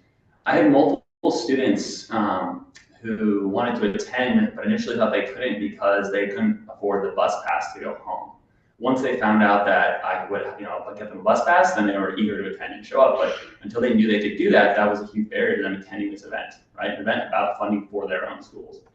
So I would urge you to think about the impact that not having free buses has on the folks that need free buses the most, right? Our students, many of them, who are under 18, can't even vote, right?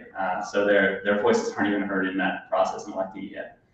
The other part I would push you to think about here with this resolution is that I know that right now funding is tough, right? That the federal government is making that challenge. I've also though seen New Haven step up on a number of issues, right? Whether it's working on protecting the rights of our immigrant community, whether it's working on making sure that we're a leader on LGBTQIA+ rights, right? Like I'm proud that New Haven is trying to take a lead in the state and the country on a lot of these issues. And my question is, why would we not do that on this as well? Right? So I think it's important for us to think about we're going to be one of the cities that's in lawsuits and sort of leading the way the country is looking to, the state is looking to. I would implore you to consider that this should be a part of that push as well, and part of our identity as a city and as a leader. Thank you. Thank you.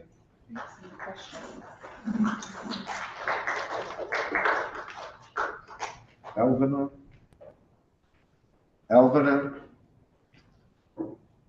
Eric Fine.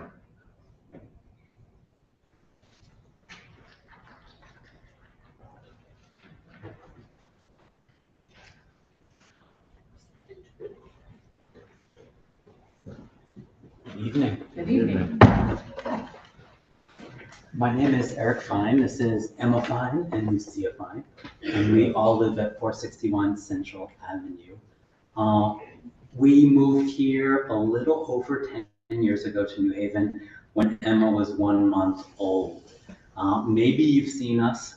For a while, we had a little yellow trailer behind my bike, and they would nestle in there because I bike every day. And since then, though, they are a little heavy to burn around in that trailer, so they're on their own bikes behind me. I've had scary situations myself, and I feel okay about taking those kinds of risks, being on bikes in New Haven. But it's different when I'm in kind of feeling a little unsafe with them on their bikes in certain situations in New Haven. But then I'm stuck in this situation like, okay, I'm scared about that, but which is the bigger threat? That right now, unsafe situation on the streets because of the bike infrastructure, or what's coming down the line for their future? I thank you because I see that you all are deeply committed to taking action on this. I was as well. I wasn't sure what to do about it. I was an outdoor educator for a while, and I decided I need to work on climate change. So I came and I studied here, did my Master's of Environmental Science, and now work with the Yale program on climate change communication, where we study what do people think about this? And based on our work, I'd like to offer you some resources, because people who are alarmed, very worried about climate change, like I believe all of us in this room and you, we're not quite sure what to do or how to do it a lot of times. And the more we can understand where people are around us on this, the better we can figure out what is feasible, and which direction and how to talk about it even. So I have a whole fact sheet for you here about where people are in the South Central Connecticut planning region.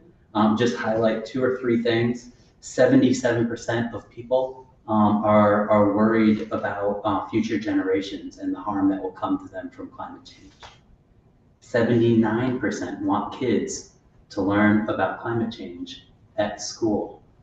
And then the majority say their local elected officials and citizens themselves need to do more on climate change. So I offer this to you with a comic that Lucia just... I'm giving it to our aide right there. Yeah. She'll make copies. With a comic that Lucia just was entertaining herself by creating on the back. I offer that to you. And then I also offer you very quickly the story of Ann Arbor, Michigan. They have similar numbers to us around here. And they've been amazing in engaging and surveying their community and hiring high school students to get it on Instagram and on TikTok to get the voices of the young people in every sector involved. And they've now created, they've decided as a community to tax themselves and gave themselves an amazing budget and a staff to bring everyone on board and work towards decarbonization. I've talked a little bit to Director Winter about them, but I feel like we can learn both from better understanding where our community is and seeing how some of our sister cities across the country are better engaging folks. Great, that's very helpful. Appreciate you giving us the data as well as it'll be interesting to learn. Is there a site or somewhere we can go to learn about Ann Arbor? Yeah, I can get you information. Yes, that would be great, unless Director Winter has it.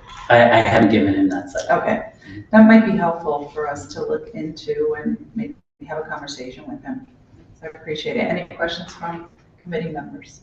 Great. I'd be happy to put you in touch with the folks in Ann Arbor who are doing that work as well. So maybe you could send our, there she goes, she's ready, that information, and that would be very helpful, and she'll make sure, Misty will make sure we get it. Great. Thank you. Thank you for everything you're doing. Thank you. Did you want to say anything? No? And then Lucia, you want to say anything? You want to show them your sign? Oh. Well, we know what's great is there's a program in teaching kids how to ride bikes out there. We just need you all to encourage other kids to learn how to ride a bike or proper safety for bike riding. And if you have any pointers for them, you could be that example. So thank you. The bus on the picture is a lecture. Oh, there it is. Very good. Did you draw that? I Very good. Well, thank you for being here tonight. Thank you. Thank you.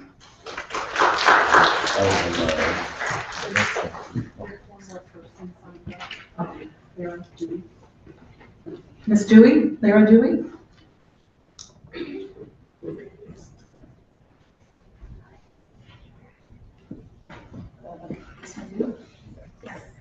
Hi, I'm Clara Dewey. I live at 88 Mechanic Street in New Haven. So I'm here tonight representing Sunrise New Haven. We're another environmental org, climate action group, youth focused in New Haven, and we're in here in support of New Haven climate movement's work on this resolution. They've been on it for a really long time, and we're kind of jumping in to support them as another voice in the city that really feels strongly that it's urgent to act on climate, and that's why we're sort of pushing you guys and trying to push the city to do as much as we can while we can. So just wanted to add that there's another group here that's in support, and kind of echoing what Ben said about like, we are a model city in so many ways in terms of how we're acting in this political moment. And I do think it's important for us to continue pushing our climate commitments forward in this political moment as well. And I think a lot of the points in this resolution could help transform our city for the better, help make our city more connected, more equitable. And yeah, transportation is like our largest sector of greenhouse gas emissions. So this is like the right thing for us to be tackling head on. So that's all the comments I have. Thanks for Thank you. Is there anyone else from the public that would like to speak on any of the items? Come on.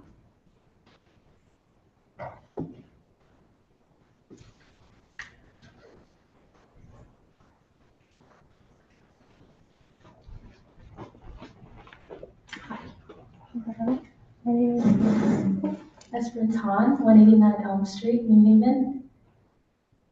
I know you guys have heard a lot tonight, and I just want to add one little last statement. My name is Esperanton, and I'm proud to offer my strong support for the New Haven Climate Movement's Transportation Transformation Resolution. As a freshman at Yale from rural Central Florida, I have experienced firsthand consequences of inadequate urban infrastructure, and in my hometown, public transportation is nearly non-existent, and climate action is very, very rare. Access to reliable and sustainable public transportation was one of the key changes that I anticipated upon moving here. And as a climate activist since the age of 14, I was excited to see New Haven and Connecticut's ambitious approach to climate policy. However, upon arriving, I quickly realized that the transportation system was neither as accessible nor reliable as I had hoped. I often found myself waiting over an hour for the next bus to arrive, and most of my peers heavily relied on really expensive Ubers and Lyfts to get around the city. So this situation highlights the urgent need for investment to improve the reputation and effectiveness of our public transportation system, especially when we're seeing that we need to decrease individual car emissions. Connecticut has also set so many amazing, ambitious goals for greenhouse gas reductions, but I have yet to see the necessary systemic changes to achieve these goals in time. I believe that passing the Transportation Transformation Resolution is a critical step in moving us closer to these goals. Thank you so much for your kind words tonight and all of your efforts. Thank you. Thank you. Is there anyone else from the public that would like to speak on any of the items from this evening? Be quick. It's okay. Brought your security? Yeah. Derek Faulkner, 40 Bay Street in Guilford right now. And this is Herman, a support dog here. So a longtime New Haven resident, currently commuting from Guilford, unfortunately, which I don't like.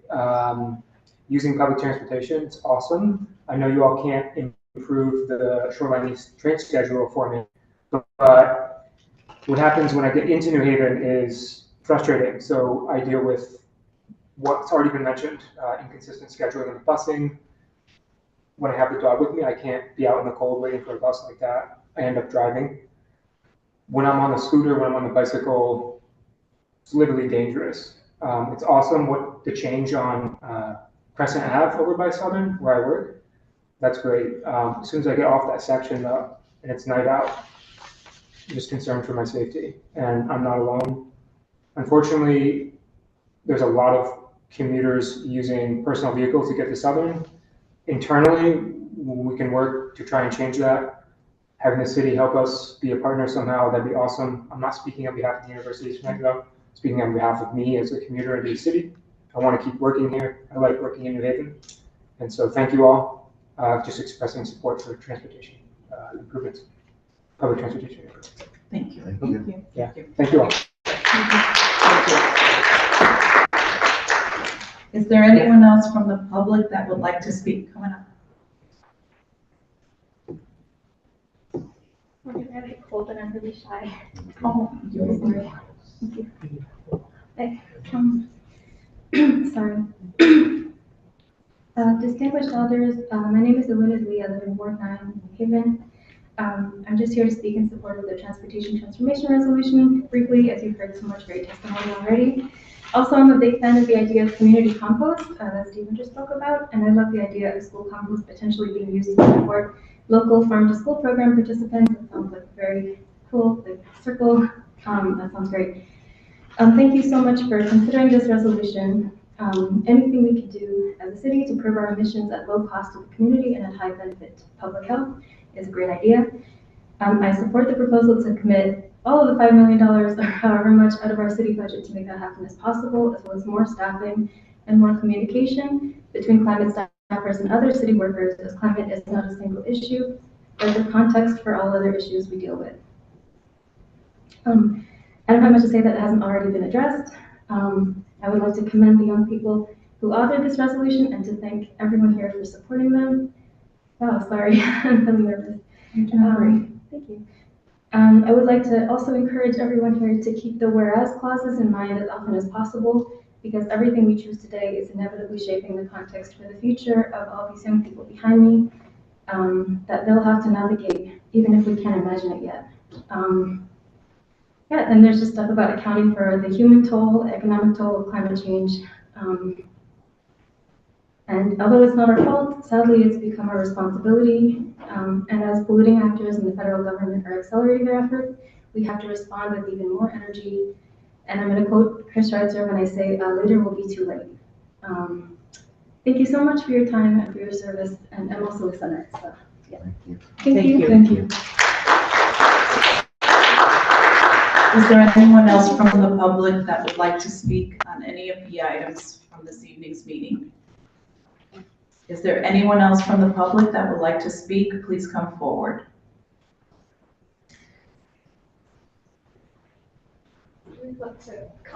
Yes, I was going to call you up. Yes, just right. My name is Priya Sarkar. Amelia Lee, 260 Dwight.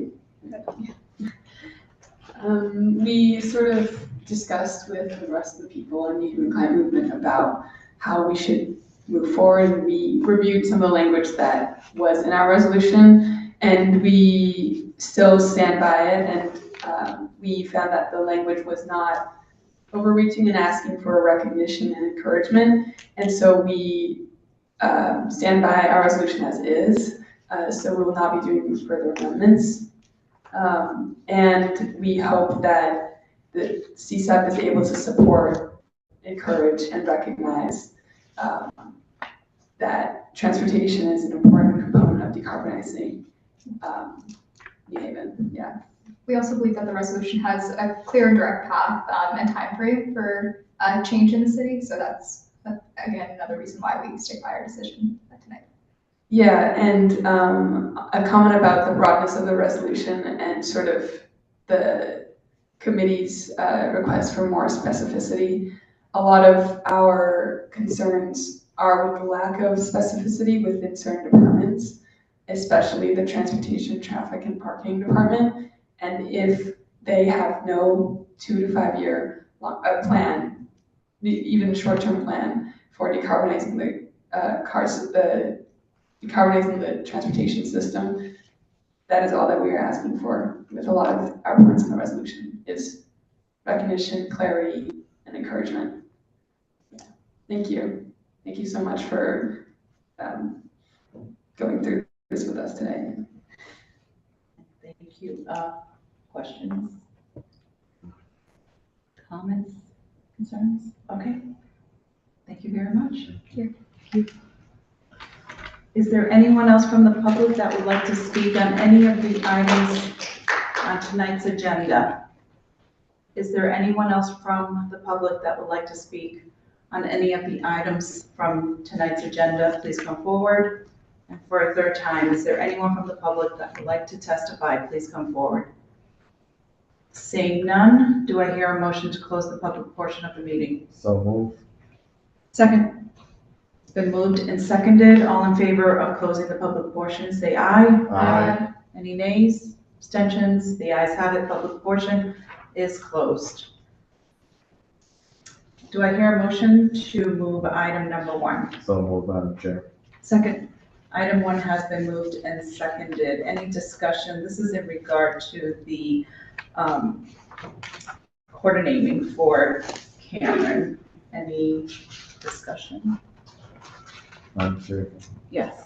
I'm in support of this coordinating for Cameron, for the work she has done in the community for our young people. And I think this is well deserved honor. Any other discussion? Alder Smith. Thank you, Madam Chair. I think the only curiosity I have is I think quarter namings are a really beautiful thing that we get the opportunity to do. And, so often a lot of community members, show up to testify. And it makes me wonder, I'm not sure why individuals didn't come, but it just makes me curious if holding it in a time when people can come to testify to her life might make the corner maybe even more meaningful. And so I wish Alder Streeter were here because I'd be curious his thoughts, but that's my only moment of pause because I think that's a really powerful moment that can happen that then can allow something to move forward with even more power and meaning. Thank you, Madam. Thank you, Alder Smith. I actually agree. I was a little surprised because there was a lot of discussion regarding this corner naming with the family, with the mother. This, unfortunately, Cameron died at a very young age. She was very, very involved at the at Cooperative High School. And I know that the school itself came together to raise the funds for this to happen. And I did receive a call also from, other individuals in support of this, but there's no letters, phone calls. Misty, I don't know if we received any written testimony in support of this item. Not that I'm aware of, and we did try to contact both the petitioners and the school. So petitioners, the school were contacted and, okay. I would love to support this item, but I would love to hear from the community. I know there was a lot of passion from her friends, from her classmates, from the school itself that was addressed in my direction. But again, nothing that was written, nothing that was in the public eye.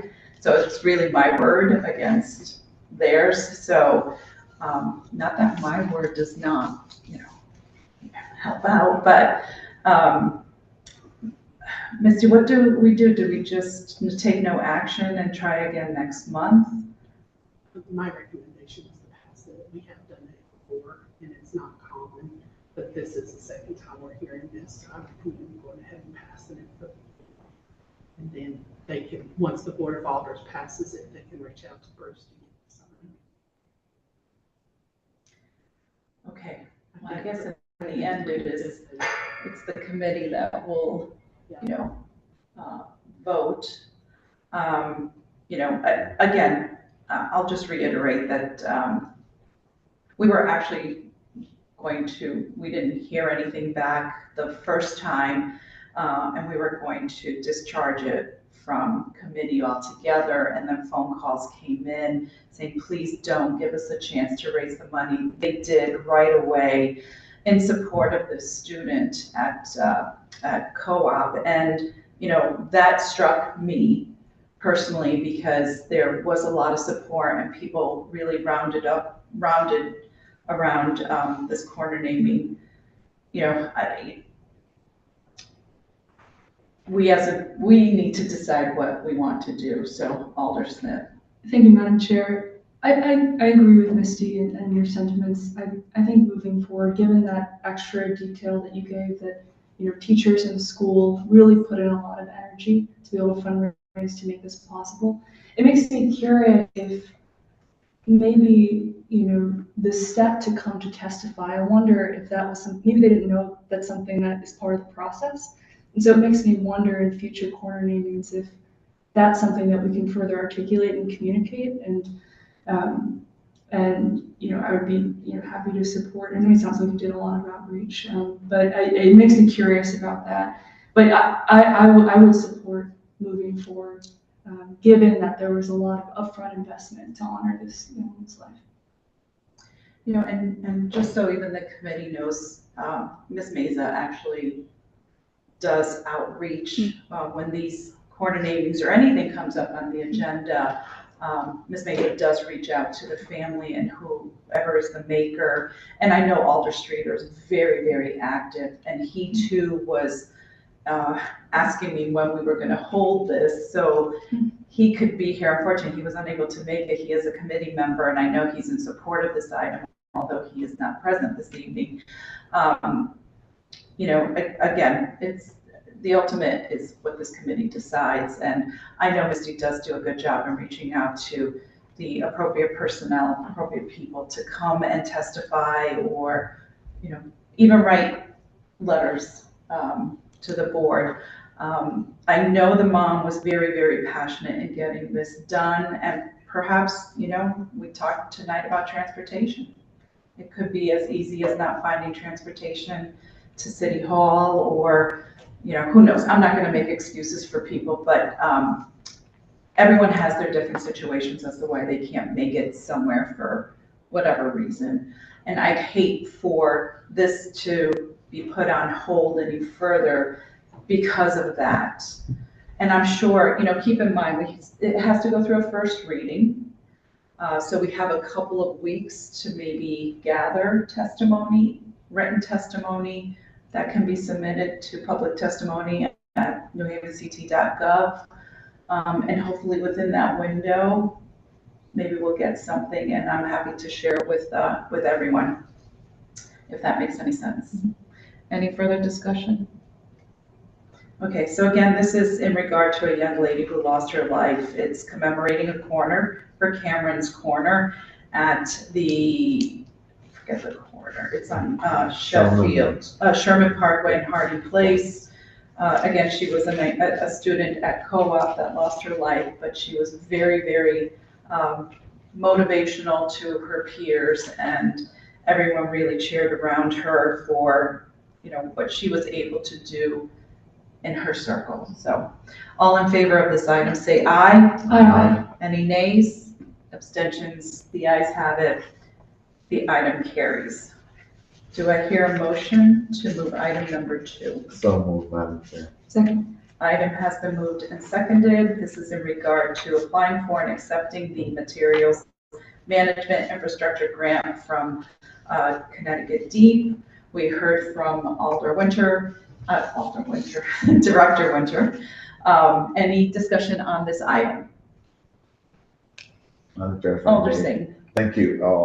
Director Winter, I want to thank him for his vision and for his direction for the city towards environmental issue, etc. And you know, having this grant and to start this scrap diversion or sorting facility is a start in a good direction towards greenhouse gas, climate, etc. So I'm in support of this. Any further discussion? Okay. You know, something similar came before us through Director Winter as well, and you know, properly recycling, proper compost is important. You know, I think of my mother because she passed away 4 years ago, but she was green before green was even a thing. And, you know, recycled and repurposed so many things. And our way of thinking actually needs to go back to that mentality. I don't know if it's because she was an immigrant and that's what, you know, they did. They just used their resources around them. And even fertilizers, she would make natural fertilizers for her beautiful garden. And, you know, it was, and I think of her whenever, you know, we have these things presented to us. You know, I think most of us here try to do our part with properly recycling, throwing out whatever needs to be thrown out, composting at home. But that needs to be shared citywide, and maybe this is a step. I am concerned of how we're going to educate the public properly, because we can't even get people to recycle properly, never mind composting, but, you know, we have to start somewhere. And obviously the schools are already doing it. So our kids are somewhat already being educated with some of the composting initiatives that are taking place in our high schools.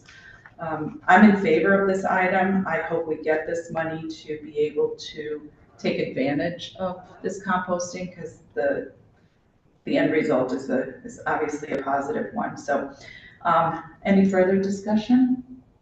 Okay, seeing none, all in favor of this item, say aye. Aye. Any nays? And any abstentions? The ayes carry. The item carries.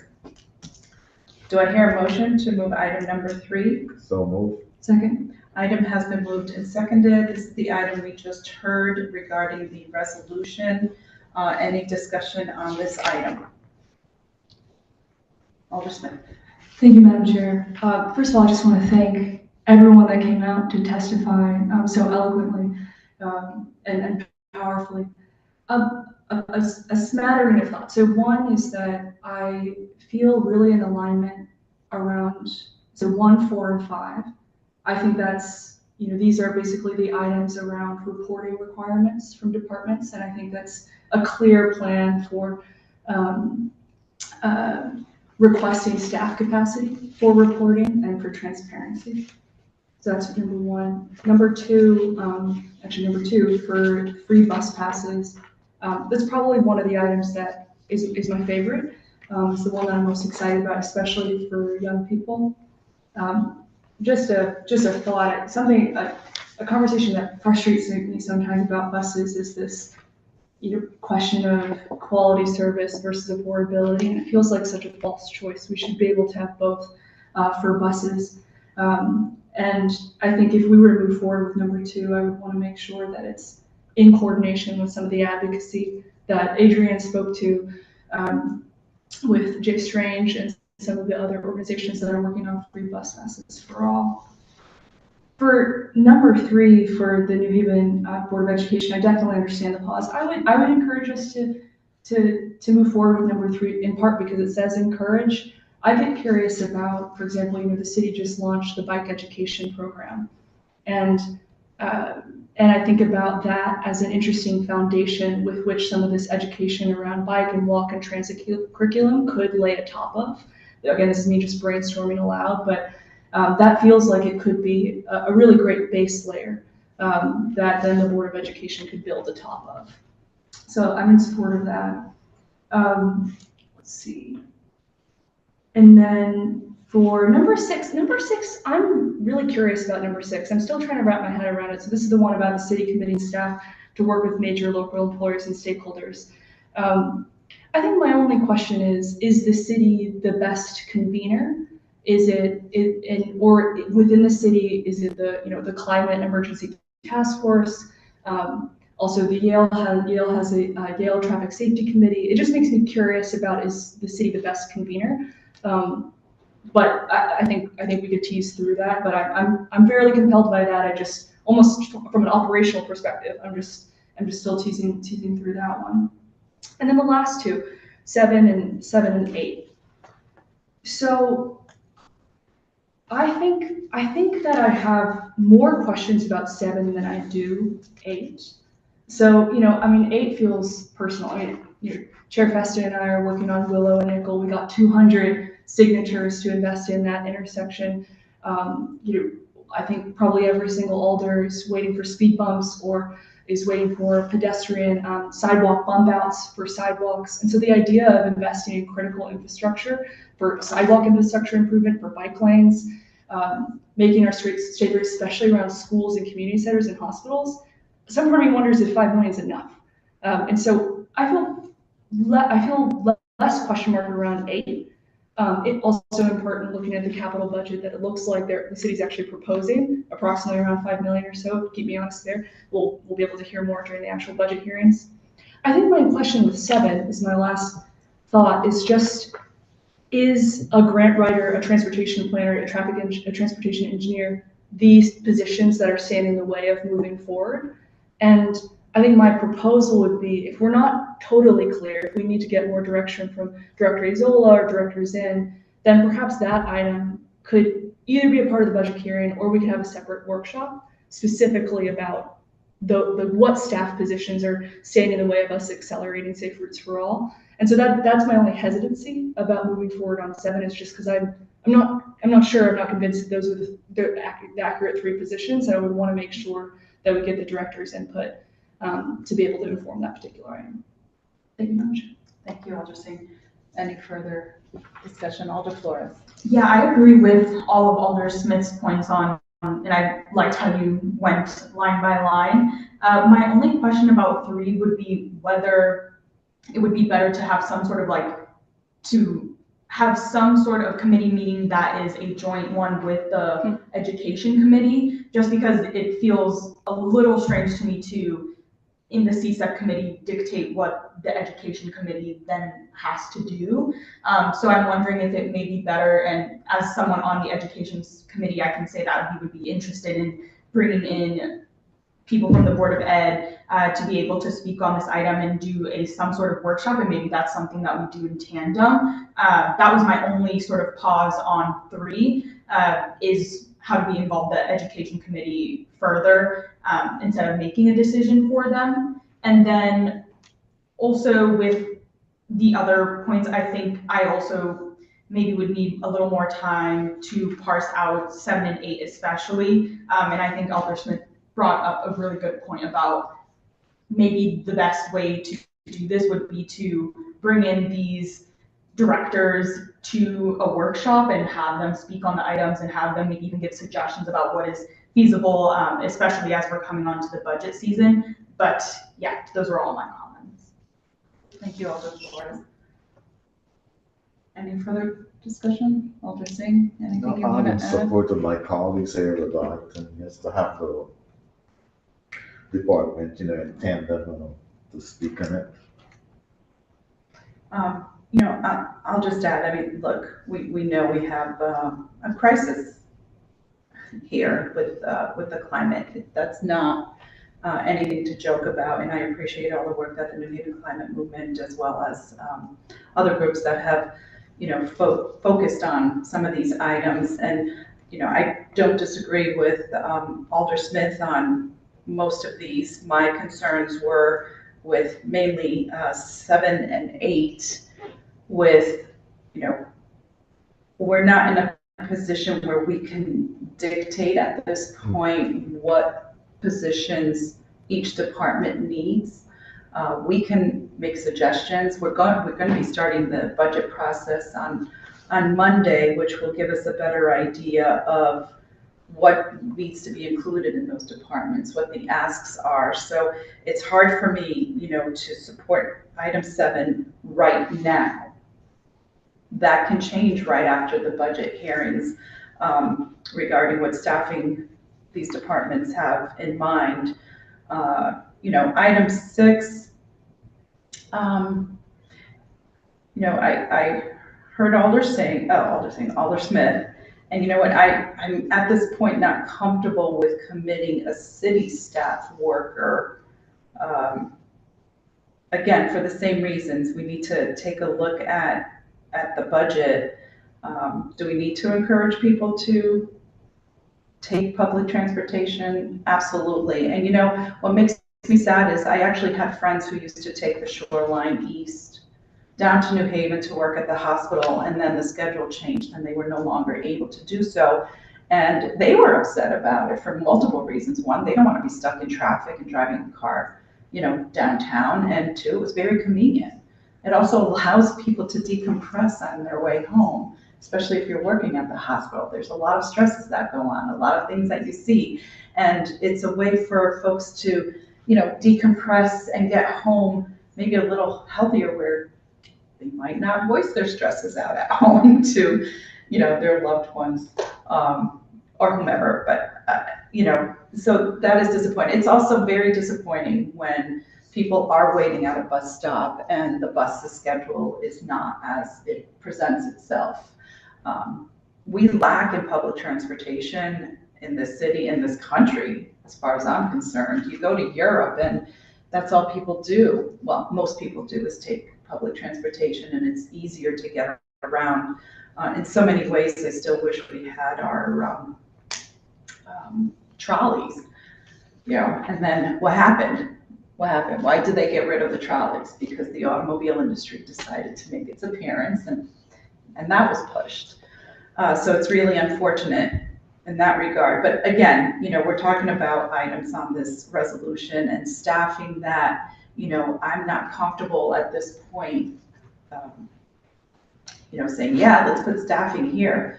Of course, we would love to put staffing. We would love to support all of these, but again, we have to look at the overall budget.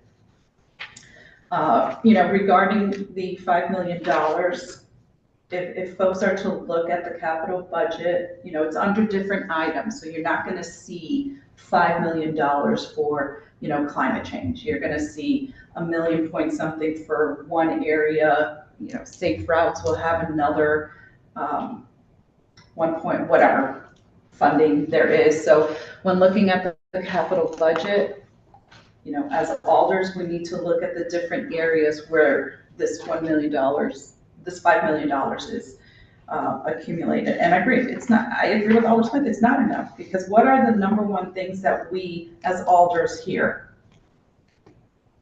Better sidewalks, safer sidewalks, street calming, you know, anything to do with pedestrian safety, bike safety, safety for all, which falls under, you know, the safe routes for all.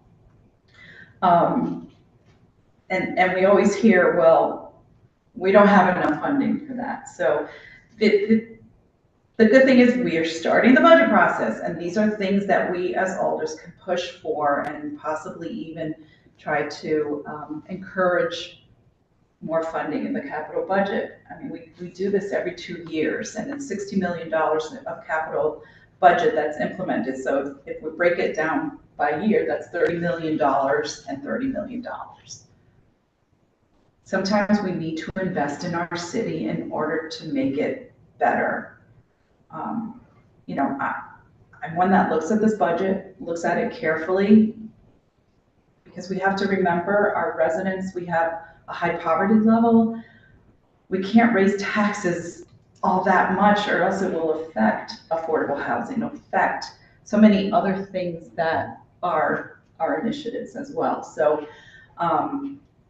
it's just, do you see all the stuff we have to think about?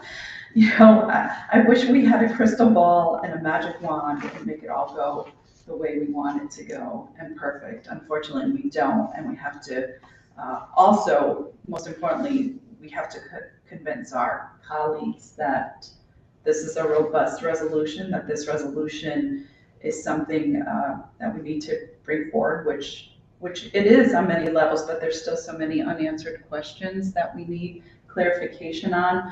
As it is presented to us, I am not comfortable yet voting on this. I'd like to continue the conversation, particularly after the budget process, when we have a bigger picture of where we are with these positions, with how much money is dedicated for climate change. And we're going to be hearing from all these department heads.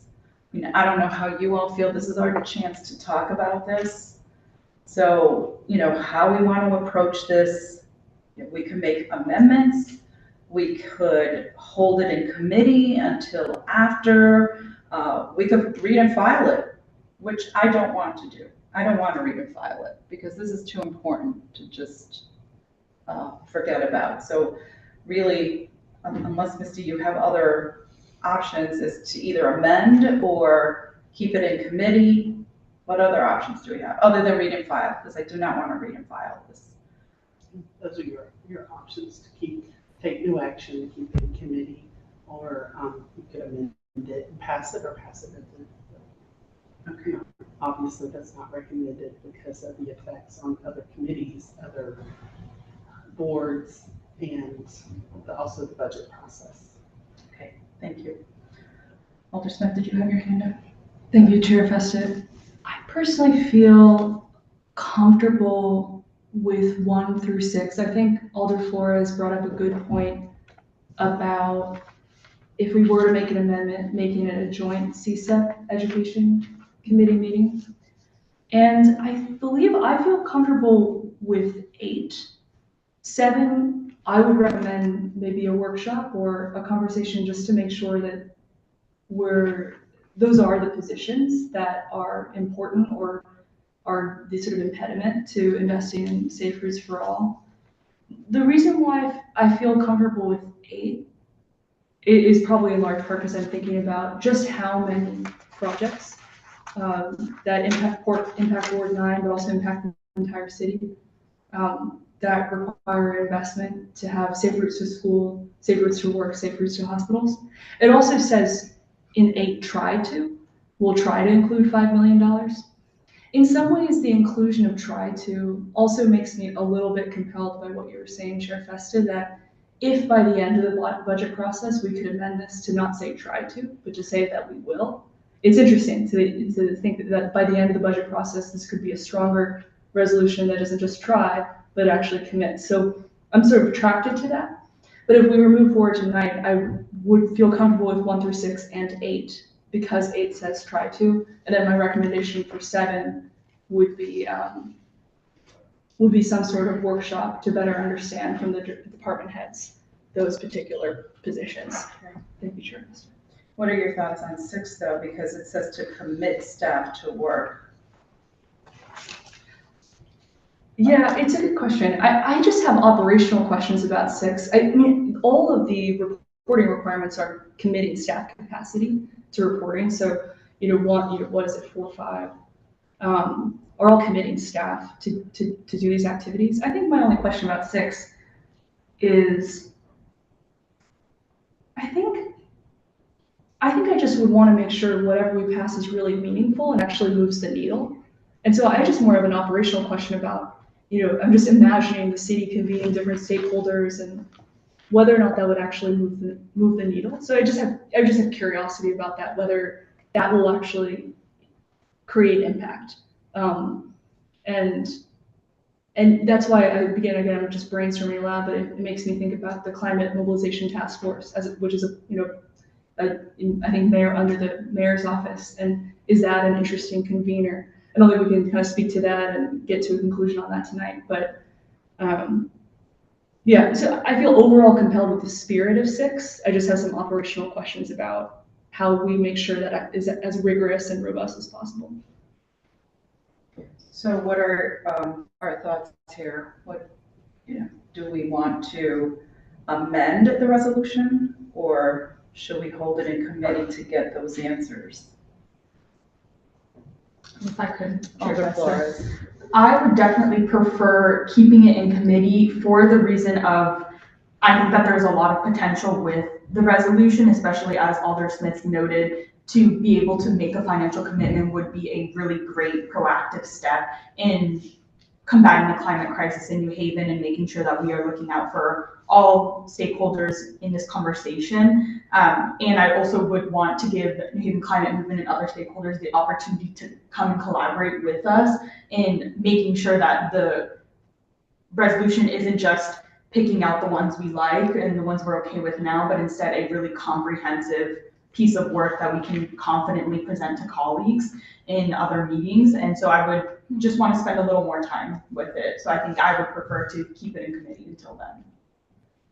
Alder Singh, do you have any thoughts? I would like to keep it in committee also and get more thoughts on these items.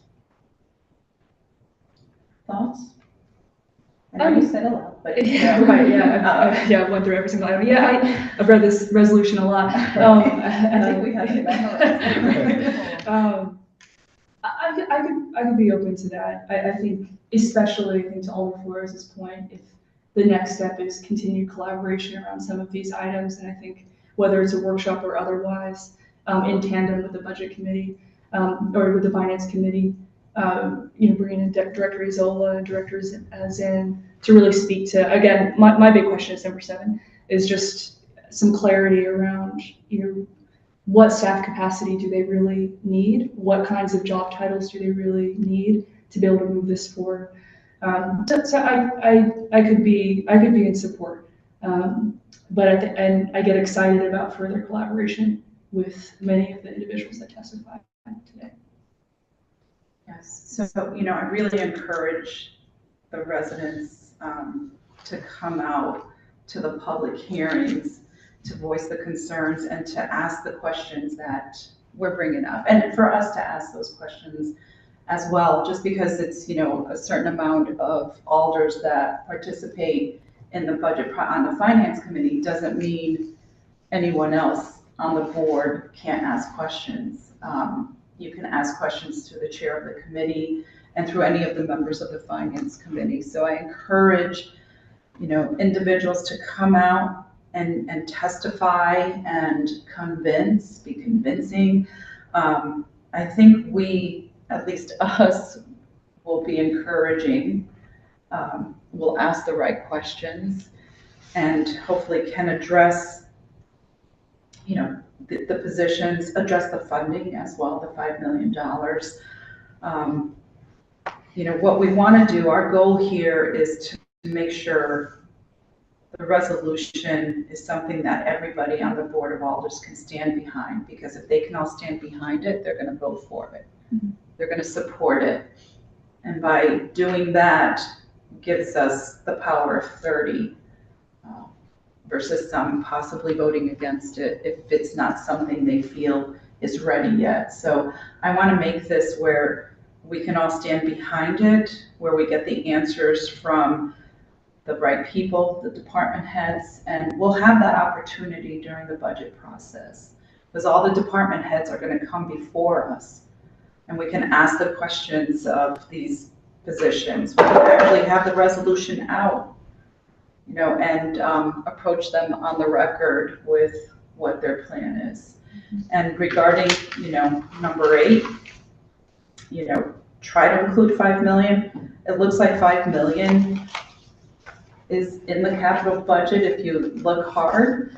But, you know, there's other things that maybe we can look at that we can pull from to add additional funding for some of the initiatives that we on the board also have for safe routes for all. You know, that's a combination of traffic safety and pedestrian safety, all of, you know, again, what's the number one thing we get asked for?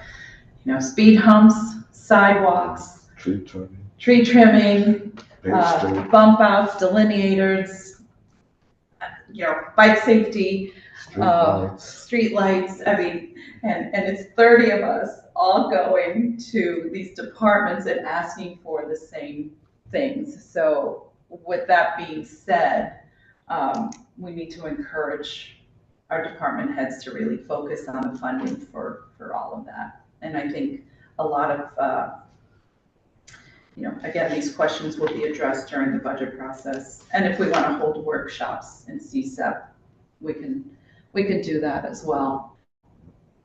Alder Smith. Thank you, Chair Festa. Yeah, I think this conversation tonight, it really makes me think about the question of what do we as a city want to be really good at?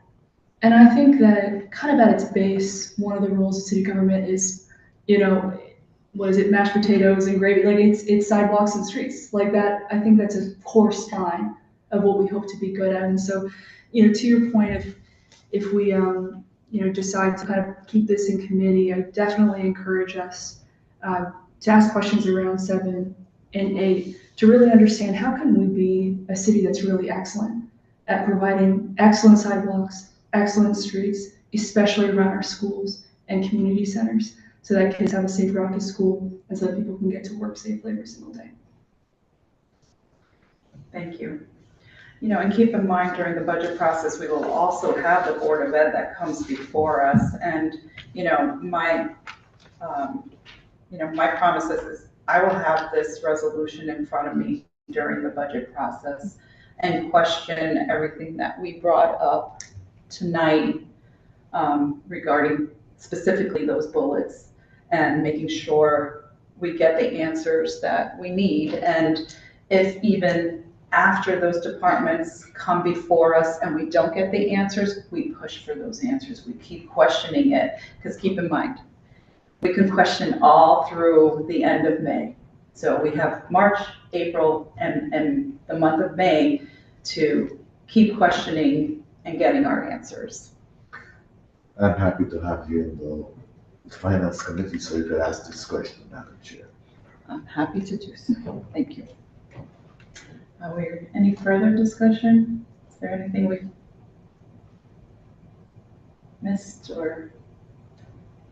There's a motion on the table, so it can move.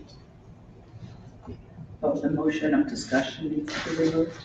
If you want, and then So the plan, then we're all in agreement, keep it in, so we will take no motion on this. We're not gonna vote on it. We're gonna keep it in committee for further answers to whatever we discussed tonight.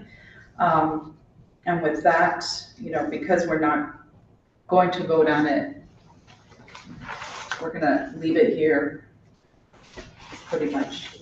So I need to make a motion to nothing, right? We don't have to take our discussion back. I'll abstain from this motion and then you're good. Okay, remove your motion, Alderson, to move moving the item. Yeah, okay, I make a friendly amendment to remove the motion. Second. The motion has been made and seconded regarding moving the item. All in favor of that, say aye. Aye. Any nays, any abstentions? The item carries, the vote carries. You know, and before we adjourn, I want to thank the New Haven Climate Movement for coming out tonight and their dedication to this. We're all working as a team. We're here to work together. And the reason why we're questioning this stuff is so we can make it more robust and stand behind it and send a message, because just being here tonight on the record is sending a message. So know that we are all here to work together. Thank you, colleagues, for your thoughtful discussion. This is important to all of us.